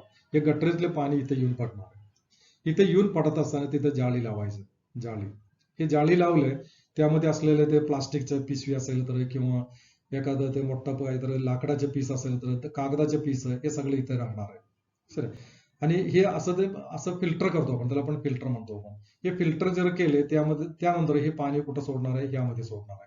याला म्हणतो आपण ग्रिट चेंबर म्हणतात. दिस इज द ग्रिट चेंबर. हे ग्रिट चेंबर मध्ये काय होतं, त्यामध्ये जड जास्त असलेले, फॉर एक्झाम्पल एखादं स्टोन असेल, किंवा एखादं विट असेल, किंवा एखादं जास्त वजन असलेले लाकडाचे पीस असेल, हे सर्व काय होतं, हे सर्व खाली सेटलिंग होणार, इथं सेटलिंग होणार आहे. सर, सेटलिंग झाले, वरती ते राहिलेले त्याला आपण काय म्हणतो, वरचं पाणी आहे त्याला त्याला सेटल केलेलं आहे. सेटल केलेलं त्याला आपण स्लड्ज म्हणतात. सेटल, त्याला काय म्हणतो, स्लड्ज म्हणतो आपण. हे स्लड्ज वेळेवर काढून टाकायचं, आणि त्याच्या वरती राहिलेले ते पाणी आहे, ते वरती राहिलेले ते पाणी, दिस वॉटर इज नॉन एज ते सुपरनॅटंट. हे सुपरनॅटंट आहे, हे आपण बाजूला काढायचं. बाजूला काढून आपण पुढच्या चेंबर मध्ये पाठवायचं. म्हणजे प्रिलिमिनरी ट्रीटमेंट इथं संपलेलं आहे. त्यानंतर आपण प्रायमरी ट्रीटमेंटकडे जायचं. Primary treatment actually physical treatment आहे. हे प्रायमरी ट्रीटमेंट आहे, it is a purely physical treatment आहे. So what is why it is called a physical treatment. Sorry, physical treatment का म्हणतात त्याला, फिजिकल ट्रीटमेंट म्हणतो आपण. प्रायमरी फर्स्ट ट्रीटमेंट प्रिलिमिनरी ते सुद्धा फिजिकल आहे. आता इथं एक मोठे टँक असणार, असं एक टँक असणार आहे. हे टँक मध्ये आपण पाणी सोडलेलं आहे, म्हणजे ग्रिट चेंबर मधून यामध्ये सोडलं, त्याला प्रायमरी ट्रीटमेंट चेंबर म्हणतो आपण. हे चेंबर मध्ये आलंय, त्यामध्ये जेवढं मटेरियल्स आपण ग्रॅव्हिटीमुळे खाली येऊ शकते, तेवढं मटेरियल ग्रॅव्हिटीमुळे खाली येणार आहे. आपण काय करायला पाहिजे, या चेंबर मध्ये पाणी असं साठवून ठेवायला पाहिजे. काही दिवस साठवून ठेवले, त्यातले जड असलेले हे सगळं खाली येणार आहे, खाली सरणार आहे. ओके, तेच केलेलं आपण प्रिलिमिनरी मध्ये पण तेच केलेलं आहे. प्रिलिमिनरी मध्ये सगळं येणार नाही, तिथं काही ठराविक तेवढे येतो, जास्त वेळ आपण ठेवत नाही, त्यामुळे ठराविक तेवढे येणार आहे. सध्या बाकी सगळं सॉलिड नियर अबाउट 50 टू, इथे एक आकडा दिलेला आहे, 50 to 70% सॉलिड आहे, इथं खाली सेटलिंग होणार आहे. Sir, there is a reduction of about 30 to 40% coliform organism मध्ये. कोलिफॉर्म म्हणजे बॅक्टेरिया, ते बॅक्टेरिया तिथं कमी होतं, ते खाली येणार आहे, त्यामुळे कमी होतो. ह्याला आपण काय म्हणायचं, that is known as the primary treatment म्हणतो. हे primary treatment purely physical treatment आहे. त्यामध्ये काही केमिकल असतात, ते dissolve sedimentation tank still contain large amount of the dissolved organic matters, micro organisms वगैरे, तरी सुद्धा इथं भरपूर असणार आहे. हे जेवढं सेटलिंग झालंय म्हणजे हे पूर्णपणे ते प्युरिफिकेशन झाले असं नाही, इथं भरपूर त्याच्या वरच्या बाजूला नाही, भरपूर बॅक्टेरिया असणार आहे. त्यामुळे ते स्वच्छ केले पाहिजे. नसेल तर आहे तसं आपण नदीमध्ये सोडले, ते पाणी पुन्हा घरामध्ये येणार आहे आणि ते लोकांना त्रास करणार आहे. त्यामुळे आपण काय करतो, सेकंडरी ट्रीटमेंट करतो. सेकंडरी ट्रीटमेंट म्हणजे दुसऱ्या एक टँकर मध्ये आपण ते पाणी सोडणार आहे, आणि सेकंडरी ट्रीटमेंट बघूया आपण. सेकंडरी ट्रीटमेंट आहे, ते प्युअरली बायोलॉजिकल ट्रीटमेंट आहे. म्हणजे प्रायमरी ट्रीटमेंट टँक, त्या टँक मधून आपण काय करतो, हे सेकंडरी ट्रीटमेंट टँक मध्ये ते पाणी आणणार आहे. आता इथं बाकी काही नसेल, ते खाली साठलेले स्टोन असेल की सगळं गेलेलं आहे. आता इथं शुद्ध पाणी सारखं दिसतंय आपल्याला, पण ते शुद्ध नसणार आहे. तिथं काय असते, आणि एक बॅक्टेरिया तिथं असणार आहे. हे बॅक्टेरिया काय करणार आहे, तिथं जेवढं ऑर्गॅनिक आहे, हे ऑर्गॅनिकला ते खाणार आहे. ऑर्गॅनिक मॅटर आहे ते खाणार आहे. कोण खाणार आहे, बॅक्टेरिया खाणार आहे. आणि हे बॅक्टेरिया एरोबिक बॅक्टेरिया आहे. एरोबिक म्हणजे ते एअर पाहिजे. एरोबिक बॅक्टेरिया असल्यामुळे काय लागणार आहे, एअर लागणार आहे. त्यामुळे ह्यातले पाणी आहे ते कंटिन्युअसली स्टिरिंग करायला पाहिजे, असं हलवले पाहिजे सारखं, असं ते काठी किंवा काहीतरी वापरून ते हलवले पाहिजे. ते ऍक्च्युअली तिथं फॅन ठेवलेले, फॅन जोरात फिरणार आहे आणि पाणी पूर्णपणे सॅजिटेट होतो आणि तिथे एअर मिक्स होतो. एअर मिक्स होत असल्यामुळे हे बॅक्टेरिया तिथं ग्रोथ होतो आणि ते बॅक्टेरिया काय करणार आहे, हे ऑर्गॅनिक मॅटर्स, त्यामध्ये जे ऑर्गॅनिक मॅटर्स आहे ते खाणार आहे. हे ऑर्गॅनिक मॅटर खात असताना त्याचे बीओडी कमी होतो. बीओडी म्हणजे बायोलॉजिकल ऑक्सिजन डिमांड, और it is known as a chemical COD म्हणतो आपण, केमिकल ऑक्सिजन डिमांड, हे कमी होणार आहे. सुरुवातीला त्याचे बीओडी किंवा ते सीओडी आहे ते भयानक प्रमाणामध्ये असणार आहे. Sir it is also known as a biochemical oxygen demand. आपण सीओडी घ्यायला नको. ओके, बायोकेमिकल इथं दिलेलं आहे, biochemical oxygen demand. What is a biochemical oxygen demand? Biochemical oxygen demand म्हणजे the amount of the oxygen consumed by bacteria for the complete oxidation of organic matter present in 1 liter of the sewage. म्हणजे 1 litre स्यूएज, 1 litre स्यूएज, हे 1 litre स्यूएज मध्ये असलेले complete organic matter, जेवढं organic matter आहे तेवढं organic matter, हा organic matter oxidation करण्यासाठी किती ऑक्सिजनची गरज आहे, that amount of the oxygen is known as what is BOD. What is the BOD? BOD is the amount of the oxygen consumed by microorganisms for the oxidation of the all organic matter present in the 1 liter of the sewage. Okay, असं that is the BOD. हे BOD सुरुवातीला भरपूर असणार आहे, organic matter भरपूर आहे तेवढं BOD जास्त असणार आहे. आणि इथं काय केलं, ते बॅक्टेरिया हे ऑर्गॅनिक मॅटर खायला लागले. ऑर्गॅनिक मॅटर खायला लागले म्हणजे ऑर्गॅनिक मॅटर कमी होणार ना, ऑर्गॅनिक मॅटर कमी झालं त्याचे बीओडी कमी होणार आहे. आणि ज्यावेळेला बीओडी कमी होतो, लो बीओडी येतो, आणि त्यावेळेला आपण ते पाणी काय म्हणायचं, स्वच्छ पाणी म्हणायचं. सर म्हणजे एखादं वॉटर घाण आहे किंवा वॉटर शुद्ध नाहीच आहे, शुद्ध नसेल तर त्यामध्ये ऑर्गॅनिक मॅटर असणार आहे. ऑर्गॅनिक मॅटर जास्त असेल तर बीओडी जास्त असते. बीओडी जास्त म्हटलं तर पाणी घाण आहे, बीओडी कमी म्हटलं तर पाणी स्वच्छ आहे. असं ते बीओडी कमी झालंय, आपण काय करणार आहे, हे पाणी पुन्हा दुसऱ्या चेंबर मध्ये पाठवणार आहे. सर या चेंबर मधून ते पाणी काढणार आहे आणि पुढच्या चेंबर मध्ये पाठवणार आहे. ते पुढच्या चेंबरला आपण काय म्हणतो, त्याला सेटलिंग टँक म्हणतात. सर पुढच्या चेंबर आहे त्याला सेटलिंग टँक म्हणतो. आता इथं दुसरं एक व्हेरी इम्पॉर्टंट पॉइंट आहे, हे बॅक्टेरिया, त्यामध्ये बॅक्टेरियाचं फंगस असते. हे बॅक्टेरियाने फंगस काय होणार आहे, फंगस म्हणजे तंद सारखं असणार आहे हे फंगस, आणि ते फंगस दोऱ्यासारखं असल्यामुळे त्याच्या मध्ये हे बॅक्टेरिया अडकणार आहे. Bacteria, this are the bacteria. आणि बॅक्टेरिया आणि ते फंगस आहे हे सर्व एकत्रित मिळून तिथं एक गोळाकार मध्ये असं बारीक असं पार्टिकल सारखं तयार होतं, असं गोळाकार मध्ये तयार होतं. हे इथं असणार आहे, याच्यामध्ये असणार आहे. This is known as the floc. त्याला काय म्हणतो आपण, फ्लॉक म्हणतो आपण. म्हणजे फ्लॉक म्हणजे काय आहे, floc is the mixer of the bacteria आणि fungus together forming a ball like structure, that is known as a floc. आता फ्लॉक काय होणार आहे, फ्लॉक खाली सेटलिंग होणार आहे. फ्लॉक आणि ते खाली सेटलिंग होतो इथे. असं सेटलिंग झालं, थोड्या दिवस आपण पाणी असं ठेवलंय, हे ऑर्गॅनिक मॅटर सगळं संपवणार आहे. संपवल्यानंतर बॅक्टेरियाचा ग्रोथ होतो, ते बॅक्टेरिया आणि फंगस दोन्ही एकत्र मिळून तिथं बारीक असं बॉल लाईक स्ट्रक्चर तयार होतो, त्याला आपण काय म्हणतो, फ्लॉक म्हणतो आपण. हा फ्लॉक खाली सेटलिंग होणार, त्याचे वजन वाढतंय ना, त्यामुळे ते खाली येणार आहे. आणि वरच्या बाजूला काय राहणार आहे, ते शुद्ध पाणी राहणार आहे. सर प्युअर वॉटर, हे प्युअर काय म्हणता येत नाही, पण थोडाफार प्युअर असले पाणी वरती राहतो आणि हे खाली सेटलिंग होतो. ओके, आता काय करायचं आपण, हे स्लड झालं त्याला ऍक्टिव्हेटेड स्लड्ज म्हणतात. हे फ्लॉक आणि खाली सेटल झालेलं आहे, that is known as the activated sludge. Activated sludge हे ऍक्च्युअली पुढच्या स्टेज मध्ये होणार आहे. ऍक्टिव्हेटेड, ठीक आहे, आपण पुढच्या ह्याच्यामध्ये सांगूया. ऍक्टिव्हेटेड स्लड्ज म्हणजे यामध्ये काय होणार आहे, ह्या टँकर मध्ये काय होणार आहे, या टँकर मध्ये ते फ्लॉक तयार होतो, फ्लॉक तयार होते, खाली साठणार, सेटलिंग होणार नाही, ते पुढच्या टँक मध्ये सेटलिंग होणार आहे. म्हणजे हे पाणी असं आहे तसं पाणी आहे, पाणी आपण काय करायचं, पुढच्या टँकर मध्ये सोडायचं, म्हणजे टर्शरी ट्रीटमेंट म्हणतो आपण. हे एनसीआरटी मध्ये सेकंडरी ट्रीटमेंटचे एक पार्ट म्हणून घेतलेलं आहे स्टेट मध्ये. आता आपण हे पाणी कुठं सोडणार आहे, टर्शरी टँकर मध्ये सोडणार आहे, टर्शरी. बघूया आपण टर्शरी मध्ये काय होतं, त्याला टर्शरी ट्रीटमेंट म्हणतो आपण. हे टर्शरी ट्रीटमेंट मध्ये असं एक मोठं टँक असते. या टँक मध्ये आपण प्रायमरी टँक आहे, प्रायमरी प्रोसेस आहे, त्यातून हे पाणी याच्यामध्ये सोडणार आहे. आणि त्यामध्ये असलेले स्लड्ज, पण स्लड्ज हे म्हटलं ना फ्लॉक, हे फ्लॉक सगळं खाली सेटलिंग होणार आहे. सर असं खाली सेटलिंग झालंय, एक काही दिवस ठेवले ते खाली सेटलिंग, वजन जास्त आहे त्यामुळे खाली सेटलिंग होणार आहे. याला काय म्हणायचं, that is the activated sludge. This is the activated sludge, हा ऍक्टिव्हेटेड स्लड्ज आपण त्यामध्ये थोडं बाजूला काढायचं.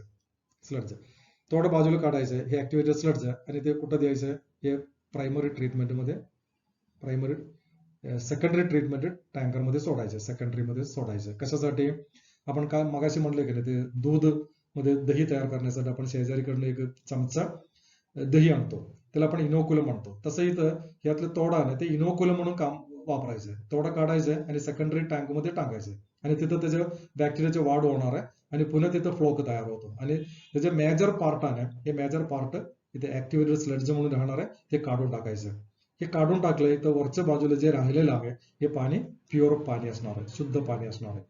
हे पाणी आपण काय करतो, हे पाणी आपण याच्यामध्ये शेतामध्ये सोडतात. आणि त्यामध्ये अजून एक प्रोसेस आहे, दॅट इज ते डायजेस्टेड स्लड्ज. म्हणजे ऍक्च्युली इथं जेवढं ते स्लड्ज ऍक्टिव्हेटेड स्लड्ज तिथे राहिलेलं आहे, त्यामध्ये एरोबिक अनेरोबिक बॅक्टेरियाची ग्रोथ होते. पाणीमध्ये अनेरोबिक बॅक्टेरिया येणार आहे. हे अनेरोबिक बॅक्टेरिया काय करणार आहे, हे स्लड्ज मध्ये असलेले बॅक्टेरिया आणि फंगस त्याला खाऊन संपवते. जे पूर्ण संपणार नाही, थोडं स्लड्ज तिथे राहणार जे आहे, हे स्लड्ज आपण बाजूला काढायचे. म्हणजे इथं कुठले बॅक्टेरिया, एनेरोबिक बॅक्टेरिया, हे पाणीमध्ये प्युअर होण्याच्या आधी एनेरोबिक बॅक्टेरिया, यामध्ये असलेले बॅक्टेरिया, हे एरोबिक बॅक्टेरिया आहे, ते बॅक्टेरिया आणि फंगस त्याला खाणार आहे. ते खाऊन संपवणार आहे. म्हणजे पूर्ण संपत नाही तेवढं मात्र आहे, थोडं तिथे शिल्लक राहणार आहे. आपण ते नंतर काढून टाकायचं आणि वरती ते राहिलेलं आहे ते पाणी शुद्ध पाणी असणार आहे. आणि त्यामध्ये जे बॅक्टेरिया आहे ते बॅक्टेरिया आपल्याला डेंजरस नाहीच आहे, ते आपण आपल्याला काहीच करणार नाही, असं बॅक्टेरिया तिथं तयार होतो. असं हे बॅक्टेरिया ऍक्टिव्हेटेड स्लड्ज आहे तिथं त्याला डायजेशन करत असताना तिथं कार्बन डायऑक्साईड तयार होतो आणि काही सल्फाईड, हायड्रोजन सल्फाईड तयार होतो, H2S तयार होतो आणि तिथं मिथेन पण तयार होणार आहे. सॉरी, मिथेन हे गॅस आहे, लक्षात ठेवायचं. हे गॅस तयार होतो. हे गॅसला आपण काय म्हणतो, बायोगॅस म्हणतात. बायोगॅस, हा बायोगॅस आपण इथे एक आउटलेट ठेवायचा. सर इथे एक ट्यूब असं सोडायचं आणि ते याच्यामधून हे बायोगॅस आपण बाजूला काढायचं आणि ते आपण इंधन म्हणून वापरायचं आपल्या घरामध्ये, स्वयंपाकघरामध्ये किंवा ते स्ट्रीट लाईट मध्ये याचा वापर करायचे. सर असं इथं होतो. आणि त्याच्या वरच्या बाजूला जे पाणी राहिलेलं आहे हे पाणी शुद्ध पाणी आहे. ते पाणी आपण काय करणार आहे, हे पाणी पुन्हा आपण शेतामध्ये सोडणार आहे. ओके, असं पाणी शुद्ध करण्यासाठी आपण त्याचा वापर होतो. आता त्याचे एक समर इथं दिलेला आहे मायक्रोब्सचा. त्यामध्ये काय काय म्हटले बघा, बीओडी रिड्युस्ड कन्सिडरेबली. म्हणजे प्रायमरी टँक आहे तिथं बीओडी कमी झालेला आहे, आपण त्याला सेटलिंग टँक मध्ये टाकतो. सेटलिंग टँक मध्ये टाकल्यानंतर फ्लोक तयार होतो, ते फ्लोक सेटलिंग होणार आहे आणि नंतर ते पाणी कुठं सोडणार आहे, एनेरोबिक स्लड्ज डायजेस्टर मध्ये सोडणार आहे आणि तिथं बॅक्टेरिया सगळं खाऊन संपवणार आहे आणि तिथं बॅक्टेरिया, डेंजरस बॅक्टेरिया काही नसणार आहे. आणि असं होत असताना तिथं कार्बन डायऑक्साईड, मिथेन आणि H2S तयार होतो. हे आपण काय करणार आहे, हे स्वयंपाकघरामध्ये म्हणजे बायोगॅस म्हणून वापरणार आहे. नंतर ते शिल्लक राहिलेले पाणी आहे ते स्वच्छ पाणी असणार आहे आणि त्यामध्ये आपण क्लोरीन थोडं टाकणार आहे, क्लोरीन पावडर टाकणार आहे. नंतर ते आपण डिस्पोज करणार आहे. कुठे डिस्पोज करणार आहे, नदीमध्ये. आणि नदीतून ते पाणी आपण आपल्या घरामध्ये परत येतो. सध्या आधी वापरलेलं एअरेशन टँक आहे ते आपण सारखं हलवणार आहे, प्रायमरी टँक. ओके, ते फ्लोक इथून थोडा फ्लोक काढायचं, हे प्रायमरी टँक मध्ये, एअरेशन टँक मध्ये टाकायला पाहिजे. नसेल तर बॅक्टेरियाची ग्रोथ होणार नाही ना. हे ऍक्टिव्हेटेड स्लड्ज थोडं इकडे टाकायचं आणि बाकी सगळं हे अनेरोबिक स्लड्ज डायजेस्टर मध्ये पाठवायचं आणि तिथं बॅक्टेरिया ते संपवणार आहे. सध्या सो दॅट इज ते त्याचं एक समरी म्हणून एक हे दिलेलं आहे. त्यानंतर पुस्तकामध्ये एक चार्ट दिलेला आहे, त्यात वेस्ट वॉटर स्क्रीनिंग करायचंय, ग्रिट स्क्रीनिंग करायचंय, प्रायमरी ट्रीटमेंट आणि एअरेशन टँक आणि त्यानंतर टर्श ट्रीटमेंट प्लांट. नंतर स्लड्ज बाजूला काढले आणि अनेरोबिक बॅक्टेरिया ते डायजेस्ट केले आणि नंतर आपण ते शेतामध्ये किंवा नदीमध्ये सोडणार आहे. असं एक चार्ट त्यामध्ये दिलेला आहे. ओके, आता इथे मायक्रोब्स इन एनर्जी, तिथं सुद्धा नाही, बायोगॅस तयार करण्यासाठी हे मायक्रोबचा वापर होतो. बायोगॅस, बायोगॅस म्हणजे आपण स्वयंपाकघरामध्ये वापरणार आहे, त्यामध्ये सर्वात जास्त मिथेन असते. 50 ते 60% मिथेन असणार आहे, परीक्षेला विचारणार आहे. आणि कार्बन डायऑक्साईड 30 ते 40% कार्बन डायऑक्साईड असणार आहे. हायड्रोजन सल्फेट 0 ते 3% आहे. बाकी सर्व मिळून ते राहिलेलं आहे. कार्बन मोनॉक्साईड असेल, नायट्रोजन असेल आणि H2 असेल, हे सगळं बाकी शिल्लक राहिलेले. एक रिन्युएबल सोर्स आहे, हे तर म्हणलेले रिन्युएबल सोर्स ऑफ एनर्जी. म्हणजे हे वापरत असते तसं ते कमी होतो, बरोबर आहे, पण ते आपण पुन्हा ते तयार करू शकते ना. जेवढं कमी झालं तेवढं पुन्हा तयार करता येते. सर त्यामुळे त्याला रिन्युएबल सोर्स म्हणतो आपण. पेट्रोल रिन्युएबल नाहीच आहे, नॉन रिन्युएबल आहे. पेट्रोल जेवढं वापरतो तेवढं कमी झालंय, पण नवीन नवीन पेट्रोल ते जमिनीमध्ये त्याला मर्यादा आहे. पण हे किती आपण वापरलंय तेवढं आपण तयार करू शकतात, म्हणून त्याला रिन्युएबल सोर्स ऑफ एनर्जी म्हणलेला आहे. ओके, आता त्यामध्ये पुन्हा त्याचं एक कॅटल डंग म्हणजे बायोगॅस तयार करण्यासाठी आपण सोर्स म्हणून काय वापरणार आहे, एक कॅटल डंग जे कौ डंग शेंग वापरतो आपण, that is rich in cellulose. ते गाई म्हशी काय खाणार आहे, प्लांट खाणार आहे, त्यामुळे सेल्युलोज त्यामध्ये भरपूर असणार आहे. म्हणजे सेल्युलोज सबस्ट्रेट आहे, त्यामधून H2S कार्बन डायऑक्साईड मिथेन वगैरे तयार होणार आहे. रेस्टॉरंट मध्ये असलेली वेस्ट वापरणार आहे, प्लांट वेस्ट वापरणार आहे, अॅनिमल वेस्ट वापरणार आहे, डोमेस्टिक वेस्ट वापरणार आहे, अग्रिकल्चर फील्ड मध्ये असलेली वेस्ट वापरू शकते, म्युनिसिपल वेस्ट वापरणार आहे, म्हणजे स्वेज आपण गटरीचं पाणी त्यामध्ये देता येते, फॉरेस्ट्री वेस्ट वापरणार आहे, हॉस्पिटल वेस्ट आहे, सर्व आपण ते बायोगॅस प्लांट मध्ये वापरू शकतात एक्सेप्ट प्लास्टिक. प्लास्टिक सोडून बाकी सर्व आपण वापरू शकते. ओके, आता बायोगॅस प्लांट, एक बायोगॅस प्लांट आणि त्याचं वर्किंग कसं आहे ते आपण बघूया. इथे एक बायोगॅस प्लांट दिलेला आहे, हे जमिनीमध्ये पुरून ठेवते, त्यामध्ये एक टँकर इथं ठेवलेला आहे, हे जमिनीला टच करून असते. त्यामध्ये आपण हे सोर्स म्हणजे रेस्टॉरंट वेस्ट असेल किंवा कावडंग असेल किंवा आपल्या घरामध्ये असलेले वेस्ट आहे, सर्व वेस्ट यामध्ये टाकायचे. ओके, त्याला आपण चार्जिंग पिट म्हणतात. त्यामध्ये रोज आपण त्यामध्ये ते वेस्ट टाकणार आहे. ओके, ते वेस्ट कोणी ते पाईप ठेवले, ते पाईप मधून या टँकर मध्ये येणार आहे, हे जमिनीच्या खाली असतात. ओके, त्याला आपण डायजेस्टर टँक म्हणतात. ओके, आणि त्या बॅक्टेरियाचं काम वर्किंग होणार आहे. बॅक्टेरिया म्हणजे तिथं एक पर्टिक्युलर बॅक्टेरिया आहे, ते कावडंग मध्ये ते बॅक्टेरिया असते, त्याला मेथनोजेनिक बॅक्टेरिया म्हणतो आपण, मिथेन तयार करणारे बॅक्टेरिया, म्हणून आपण कावडंग आणि त्यामध्ये टाकायचे असते. कावडंग नाही टाकले ते मेथनोजेनिक बॅक्टेरियाचं प्रमाण कमी होतो आणि मिथेन तयार होत नाही, व्यवस्थित तयार होणार नाही. ठीक आहे, आणि ते गॅस तयार होणार आहे. आणि ते दुसरे एक बॉक्स सारखं ठेवलेलं आहे, जेवढं गॅस तयार होतं तेवढं ते वरती येत राहणार आहे. सॉरी, हे वरती सरकणार आहे. ओके, सुरुवातीला एकदम खाली असते आणि ते गॅस तयार झाले, हे थोडं थोडं गॅस वरती येणार नाही, तसं हे याला पण असं ढकलणार आहे वरती. आणि इथं गॅस, याच्यातून गॅस आपण बाजूला काढायचे, हे स्वयंपाकघरामध्ये किंवा कुणाला लागणार त्याने ते वाटप करायचे. आणि नंतर इथं तयार झालं ते वेस्ट आहे ना, ते गॅस वगैरे तयार झालंय, पुढे ते बाद होणार आहे. बाद झालं ते बाजूला काढण्यासाठी इथे एक स्लड्ज म्हणून एक चेंबर ठेवलेला आहे, हे स्लड्ज मध्ये येणार आहे, कारण ते वरती येणार आहे, ते तरंगणार आहे आणि त्यातून स्लड्ज मध्ये, स्लड्ज टँकर मध्ये येणार, इथून वेळेवर आपण साफसफाई करायची.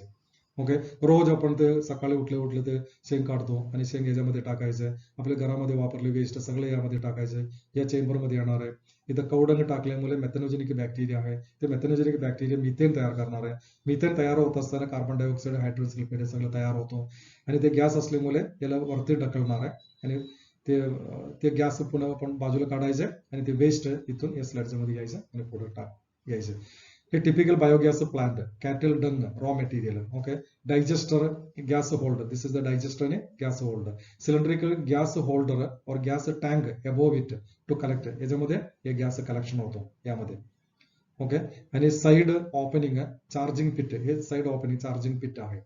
into which raw materials are added. The digester is partially buried in the soil. Digester म्हणजे हे partially थोडं मातीमध्ये पुरून ठेवलेलं आहे. ओके, आता ते प्रोसेस बघूया आपण, कसं ते बायोगॅस तयार होतं. त्याला 3 प्रोसेस आहे. एक हायड्रोलायसिस ऑफ द हायड्रोलायसिस, सोल्युबलायझेशन म्हणतो आपण.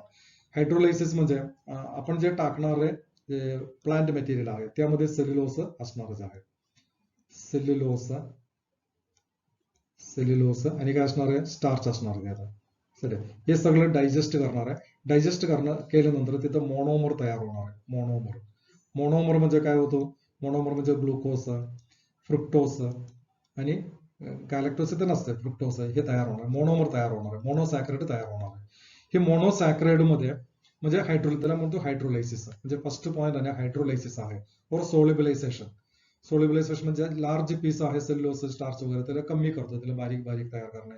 त्यासाठी तिथे वापरणारे बॅक्टेरिया म्हणजे क्लोस्ट्रिडियम बॅक्टेरिया, स्युडोमोनास बॅक्टेरिया हे वगैरे वापरता येतात. आणि हायड्रोलाइज झाले तिथं मोनोसॅक्राइड मिळणार आहे. हे मोनोसॅक्राइड मध्ये पुन्हा ऍसिडोजेनिक बॅक्टेरिया, इतर काही बॅक्टेरिया आहे, ते bacteria anaerobic, facultative anaerobic bacteria म्हणजे सेकंड स्टेज ऍसिडोजेनेसिस. तिथं facultative anaerobic bacteria, acidogenic bacteria, obligate anaerobic bacteria आहे, ते बॅक्टेरिया याच्यामध्ये काम करतो. याच्यामध्ये काम केलं तिथं काय तयार होतो, असिटिक ऍसिड तयार होणार आहे, असिटिक ऍसिड.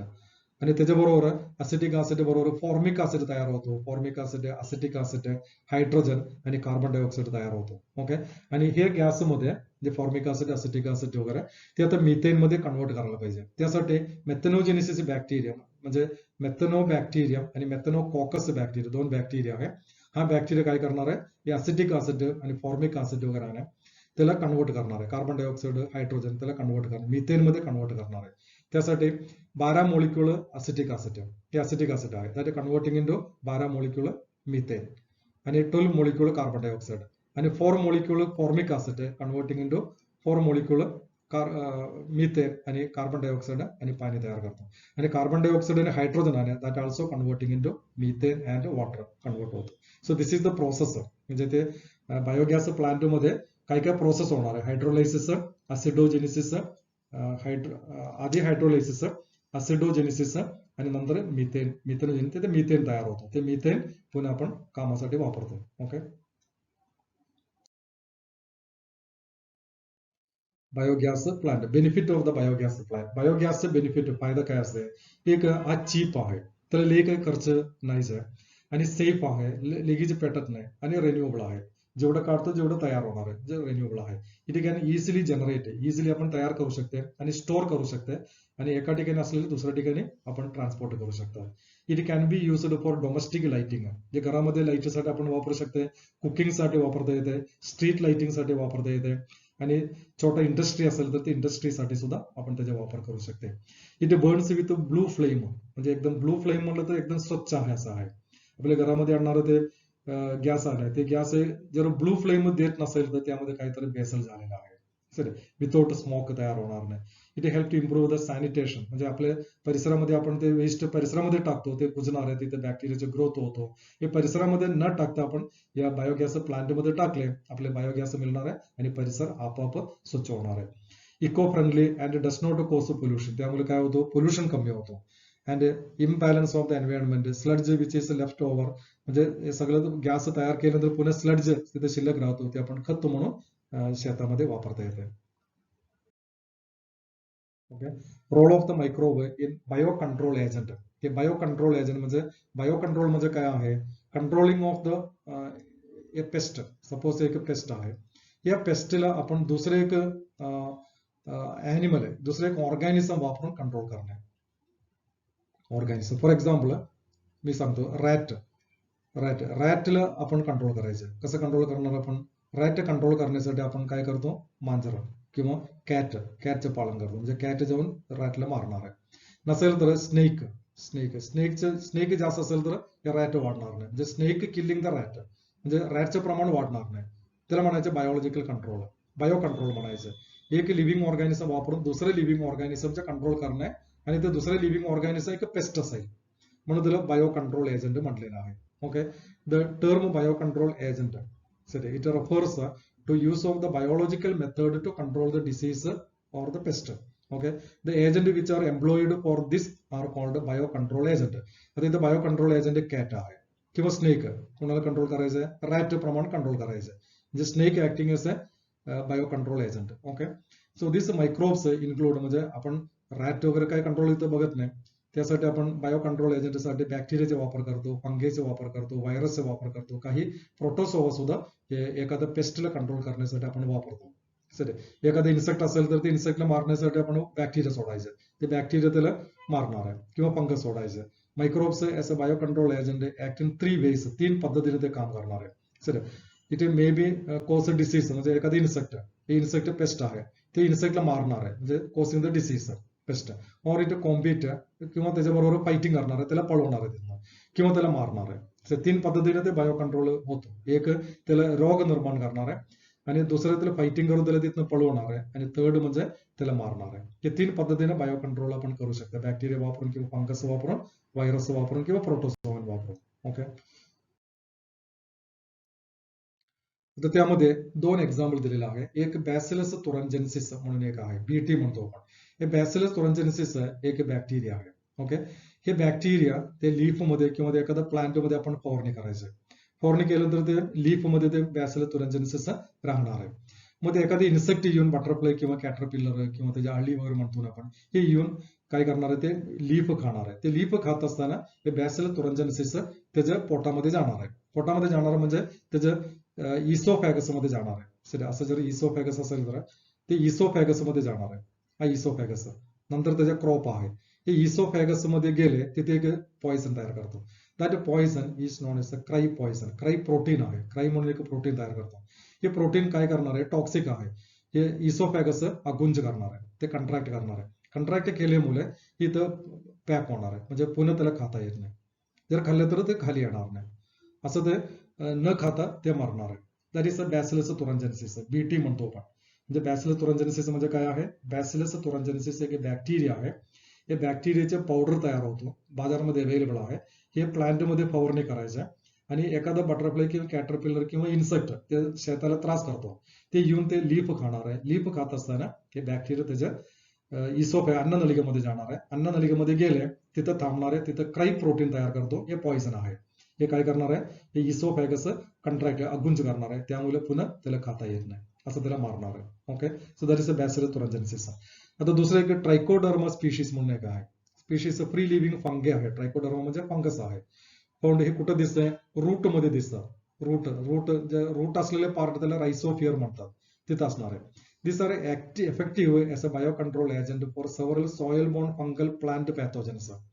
फंगसमुळे डिसीज होतो ना, ते फंगस डिसीज, ते फंगसला मारण्यासाठी हे ट्रायकोडर्मा स्पीशीचा वापर करायचा. The fungus produce substance. ते फंगस एक केमिकल तयार करणार आहे. ते केमिकलचं नाव आहे विरिडिन, ग्लायोटॉक्सिन आणि ग्लिओविरिडिन. हे 3 टाईप आहे. आणखीन अनेक आहे. आणि that inhibit other soil borne pathogens and attack the root. म्हणजे इतर फंगस, दुसरं फंगस असेल ते रूटला अटॅक करणार आहे किंवा रायझोमला अटॅक करणार आहे. असं फंगसला हे केमिकल काय करणार आहे, मारणार आहे. म्हणजे ट्रायकोडर्मा स्पीशीज वापरून दुसऱ्या फंगसला मारणार आहे. दुसरा फंगस आपल्याला डेंजरस आहे, त्याला मारणार आहे. Because it producing the chemical. हा केमिकल ते फंगसला मारणार आहे. So that is a bio control agent. आता इथं काही मायक्रोब्स ऍट द होस्ट सांगितलेलं आहे. द बॅक्टेरियामध्ये बॅसिलस तुरंजनसिस ऑलरेडी आपण घेतलेला आहे. बॅसिलस तुरंजनसिस आणि बॅसिलस पॅपिलिया आणि बॅसिलस लेंडिमॉर्बस असं 3 एक्झाम्पल आहे.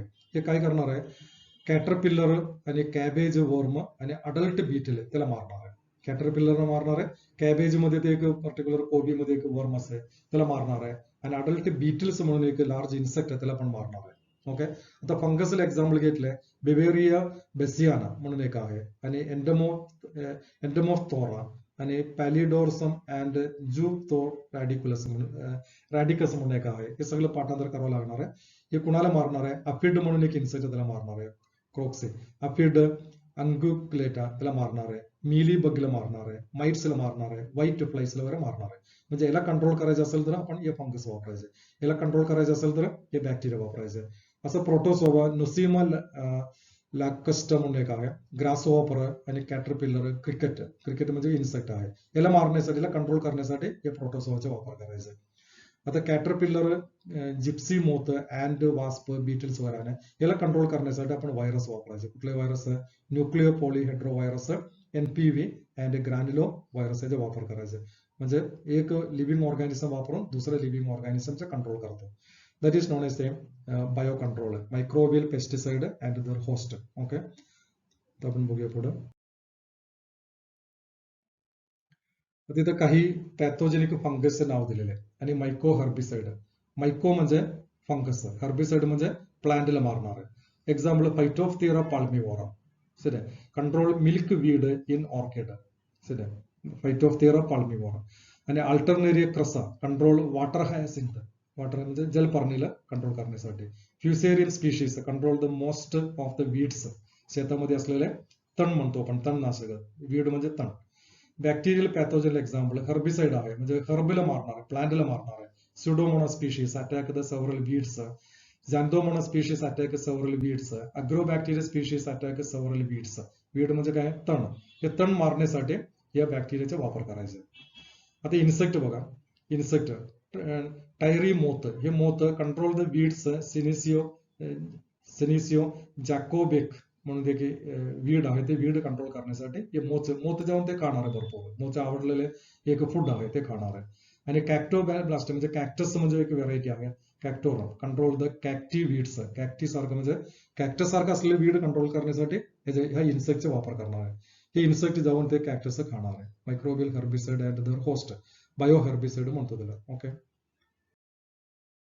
Next role of the microbes in bio fertiliser तयार करण्यासाठी सुद्धा आपण या मायक्रोबचा वापर होतो बायो फर्टिलायझर म्हणजे काय आपण कंपोस्ट तयार करताय ना आपल्या घरा शेजारी एक मोठी असं खड्डा काढणार ते खड्ड्यामध्ये आपल्या घरामध्ये वापरले सगळे ते वेस्ट टाकणार आहे त्यामध्ये पाणी टाकणार आहे आणि त्यामध्ये कवडंग पण टाकते आणि ते माती टाकून ते पुरून ठेवते काही दिवसांनी बघितले ते खत तयार झालं असते तर आपण बायो फर्टिलायझर म्हणतो आपण हे बायो फर्टिलायझर मायक्रोब वापरून आपण तयार करता येते जे फर्टिलायझर दोन टाईप आहे ऑर्गॅनिक फर्टिलायझर आणि इनऑर्गॅनिक फर्टिलायझर जे इनऑर्गॅनिक फर्टिलायझर आहे आपण वापरतो NPK म्हणतो आपण युरिया म्हणतो आपण हे सगळे इनऑर्गॅनिक फर्टिलायझर आहे हा इनऑर्गॅनिक फर्टिलायझर वापरले शेतामध्ये त्याचे प्रमाण जास्त सर्व ते प्लांटमध्ये उपयोग पडणार नाही शेतामध्ये राहतो आणि पाऊस पडल्यानंतर पुन्हा ते आपण पिणारे पाणीमध्ये येतो ते पिणारे पाणीमधून आपल्या शरीरामध्ये पुन्हा परत येतो आणि ऍटमॉस्फिअर मध्ये पोल्युशन वाढणार इनऑर्गॅनिक वापरल्यानंतर ऑर्गॅनिक म्हणजे बायोलॉजिकल ओरिजिन आहे sir example farm yard manure म्हणजे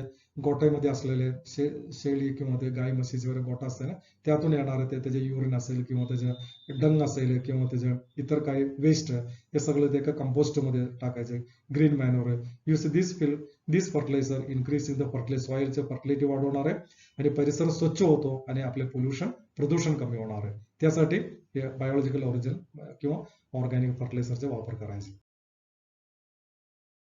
ठीक आहे त्यामध्ये दोन एक्झाम्पल मी सांगतो दॅट इज एक नायट्रोजन फिक्सिंग बायो फर्टिलायझर आपण अगदी 5वी पासून त्याचा अभ्यास करतो पी प्लांट असतात पी व्हरायटी प्लांट असतात त्याचे रूट असतात ते रूट मध्ये एक बॅक्टेरिया राहतो आणि रूट नोड्यूल तयार होतो बारीक असं रूट नोड्यूल हे रूट नोड्यूल मध्ये रायझोबियम म्हणून एक बॅक्टेरिया आहे ते राहणार आहे आणि त्यामध्ये अनाबेना पण आहे आणि फ्रँकिया म्हणून एक स्वतंत्रपणे राहणारे बॅक्टेरिया आहे हे सर्व बॅक्टेरिया काय करणार आहे नायट्रोजन फिक्स करणार आहे आणि हे प्लांट आपण उकरून काढत असताना हे रूट नोड्यूल ते मातीमध्ये राहतो आणि पाऊस पडल्यानंतर ते कुजणार आहे आणि ते नायट्रोजन मातीमध्ये मिक्स होणार आहे ओके तसं आणि free living non symbiotic nitrogen fixing bacteria पण हे नायट्रोजन फिक्सिंग बॅक्टेरिया रायझोबियम अनाबेना आणि फ्रँकिया आणि नॉन सिम्बायोटिक आहे आणि नॉन सिम्बायोटिक बॅक्टेरियामध्ये असेटोबॅक्टर म्हणजे मातीमध्ये स्वतंत्रपणे असतात नॉस्टॉक ब्लू ग्रीन आल्गी आहे क्लोस्ट्रिडियम बिझर्निकिया आणि क्लिबिसेल्ला हे सगळे ते नॉन सिम्बायोटिक बॅक्टेरिया आहे आणि फॉस्फेट सोल्युबलायझिंग बायो फर्टिलायझर पण आहे फॉर एक्झाम्पल फॉस्फेट ग्रुप आहे this are the bacteria species which solubilise insoluble inorganic phosphate compound such rock phosphate वगैरे सर रॉक मध्ये जे फॉस्फेट आहे ते डिसॉल्व्ह करून ते मातीमध्ये मिक्स होण्यासाठी स्युडोमोनास स्ट्रायटा बॅसिलस पॉलिमिक्सा अग्रोबॅक्टेरियम मायक्रोकॉकस आस्परगिलस स्पीशीज हे सगळं फॉस्फेट म्हणजे एखादा दगड असेल दगडामध्ये ते फॉस्फेट आहे हे फॉस्फेट सोल्युबलाइज करायचं आणि मातीमध्ये मिक्स करायचं त्यासाठी वापरणारे काही बॅक्टेरिया ओके तर त्यामध्ये compost making bio fertiliser compost मध्ये तुम्हाला मगाशी मी सांगितलंय एक मोठं खड्डा काढायचं ते खड्ड्यामध्ये आपण वापरले सर्व वेस्ट मटेरियल त्यामध्ये टाकायचं आणि ते वेस्ट मटेरियल पुन्हा कुजणार आहे आणि तिथं कंपोस्ट तयार होतं त्यासाठी काही bacteria fungus actinobacteria protozoa and other rotifers वगैरे तिथं वापरले जात आहे हे ऑर्गॅनिक मॅटर आहे तर ऑर्गॅनिक मॅटरला चुरा करणार आहे चुरा करून पुन्हा तिथं कंपोस्ट तयार होतो तसं सियानो बॅक्टेरिया पण तिथं मदत होतो फॉर एक्झाम्पल अनाबेना नॉस्टॉक प्लॅक्टोनिमा ओस्लेटेरिया अनाबेना नॉस्टॉक आणि टोलिप्ट्रिक्स आर असोसिएटेड लायकन्स बरोबर ते काम करतो while Anabena is associated with Azolla आणि सायकासा सॉरी त्यामध्ये ते सायकास मध्ये 11वीला आपण अभ्यास झालेला आहे ॲझोला राईस फील्ड मध्ये जे शेती असते ना ते भाताच्या शेती तिथं ते वापरले जाते ॲझोला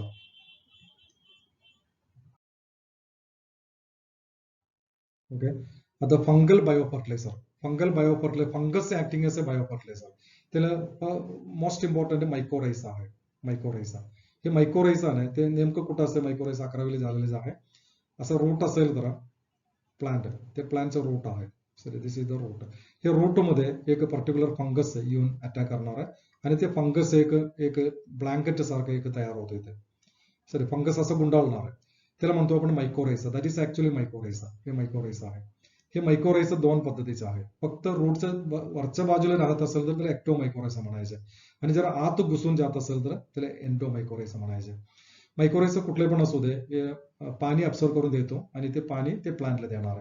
पाणी अब्सॉर्ब करून घेत असताना त्याच्याबरोबर ते सोडियम, पोटॅशियम, फॉस्फेट, कॅल्शियम वगैरे अब्सॉर्ब करून घेतात. म्हणजे सर्वात जास्त ते फॉस्फेट अब्सॉर्ब करून घेण्यासाठी ते मदत करतो आणि ते प्लांटचे ग्रोथ तिथं होतो. आणि काही एन्डोमायकोरायझा आहे, फॉर एक्झाम्पल एन्डोमायकोरायझा असेल बरं, एन्डोमायकोरायझा सपोज हे प्लांट, ते प्लांटचं रूट आणि त्या रूट मध्ये हे मायक्रोरायझा येऊन बसणार आहे आणि काय होतं, हे मायक्रोरायझा घुसून त्याच्या आत जाणार आहे. एक एनलार्ज करून देतो इथे, हे मायक्रोरायझा ते घुसून आत जाणार आहे. आत गेल्यानंतर तिथं असं बल्ब एक स्ट्रक्चर तयार करतं. पुन्हा ते डिवाइड होणार आहे. त्याला म्हणायचं वर्बिस्कुलर आर्बिस्कुलर मायक्रोरायझा.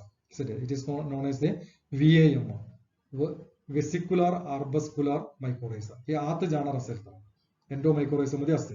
आत जाऊन असं बारीक ब्रांच तयार करतो. तिथे एक बारीक असं फुग्यासारखं, एक बबल सारखं तयार होतं. भरपूर असं त्याच्यामध्ये हे जास्त पाणी अब्सॉर्ब करून घेण्यासाठी मदत करणार. त्याला म्हणायचं वेसिक्युलर आर्बस्कुलर मायक्रोरायझा, और it is known as the VAM, vesicular arbuscular mycorrhiza. Okay.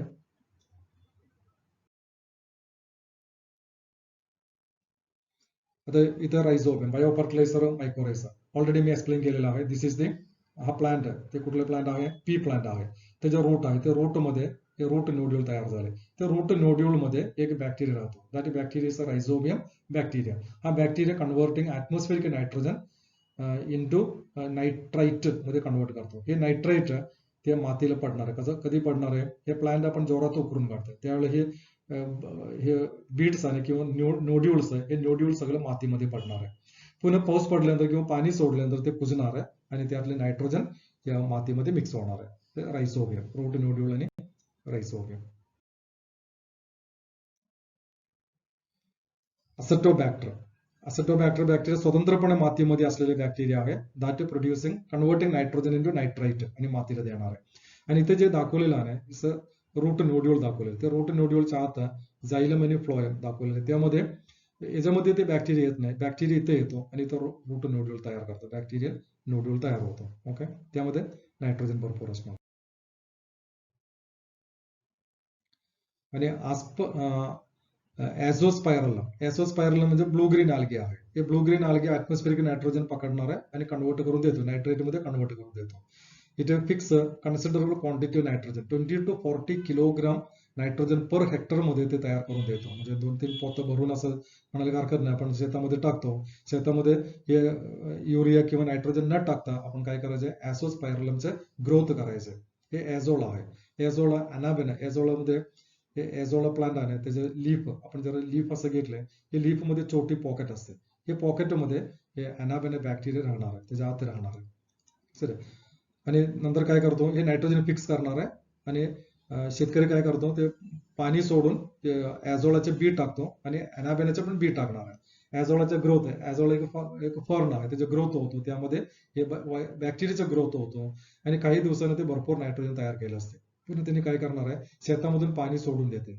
सोडून दिल्यानंतर पुन्हा ते कुजणार आहे. ते कुजल्यानंतर हे नायट्रोजन हे मातीमध्ये मिक्स होतो. असं ते शक्यतो ते भाताच्या शेतीमध्ये ते करतात, अनाबेना आणि ॲझोलाने भाताच्या शेतीमध्ये. It is a genus of multicellular filamentous cyanobacteria that exist in as a plankton. It is ability to fixing nitrogen and also form a symbiotic relationship with a certain plant, such as the correlated Rhodocycus and the Cirrus thallus. It has some specialized and colorless cells called heterocyst. त्यामध्ये heterocyst म्हणून एक part असतात. Sir इथं अनाबेना मध्ये नसते, नॉस्टोक मध्ये असते. नॉस्टोक मध्ये त्याचे सेल असं असणार आहे, सर नॉस्टोक. आणि असं पुढे जात असताना एक लार्ज सेल दिसते. सर हे लार्ज सेल आहे, त्याला म्हणायचं हेट्रोसिस्ट. हा हेट्रोसिस्ट नायट्रोजन फिक्सिंग सेल आहे. सर बाकीचे सेल नायट्रोजन फिक्सिंग करत नाही. हे it is known as a heterocyst. हा हेट्रोसिस्ट काय करणार आहे, हेट्रोसिस्ट ऍटमॉस्फेरिक नायट्रोजन पकडणार आहे आणि दिस नायट्रोजन कन्वर्टिंग इंटू नायट्राइट. हा नायट्राइट पुन्हा प्लांटला देणार आहे. Sir that is structure is known as the heterocyst. लक्षात ठेवायचं, परीक्षेला विचारणार आहे. Okay. Azolla, this is the azolla. त्याचं क्रॉस सेक्शन दाखवलेलं आहे. हे पॉकेट आहे, त्या पॉकेटमध्ये ॲझोला म्हणजे फर्न, त्याच्यामध्ये ते अनाबेना राहतो आणि ते फोटोसिंथेसिस. बाकीचे त्याचे स्ट्रक्चर दाखवलेले, ते काही गरज नाही आपल्याला. आणि नायट्रोजन फिक्सिंग करून देणार. Okay, thank you very much. आणि benefit of the bio fertiliser low cost, bio फर्टिलायझरचं कॉस्ट कमी आहे आणि एवढं पैसे खर्च करावं लागत नाही. पोल्युशन कमी करतो, इन्क्रीज सॉइल फर्टिलिटी वाढवतो. ब्लू ग्रीन आल्गे याचं bio fertiliser secretive promoting growth promoting substance तयार करतो. आपोआप प्लांटची ग्रोथ पण होणार आहे. Acetobacter supply nitrogen, free living आहे. Bio fertiliser increase in the physical chemical सॉइलचे गुण पण वाढवणार आहे. टेक्स्चर वाढणार आहे, पीएच मेंटेन करणार आहे, वॉटर होल्डिंग कॅपॅसिटी वाढणार आहे, त्यामध्ये मातीचे गुण वाढणार आहे. Okay, so thank you very much. इथे एक व्हिडिओ दिलेला आहे. ते व्हिडिओ ऍक्च्युली ते सिगरेट पित असताना ते लंग्स मध्ये कसं परिणाम होतो त्याचा एक व्हिडिओ दिलाय. Take oath cigarette is my enemy. Okay, thank you.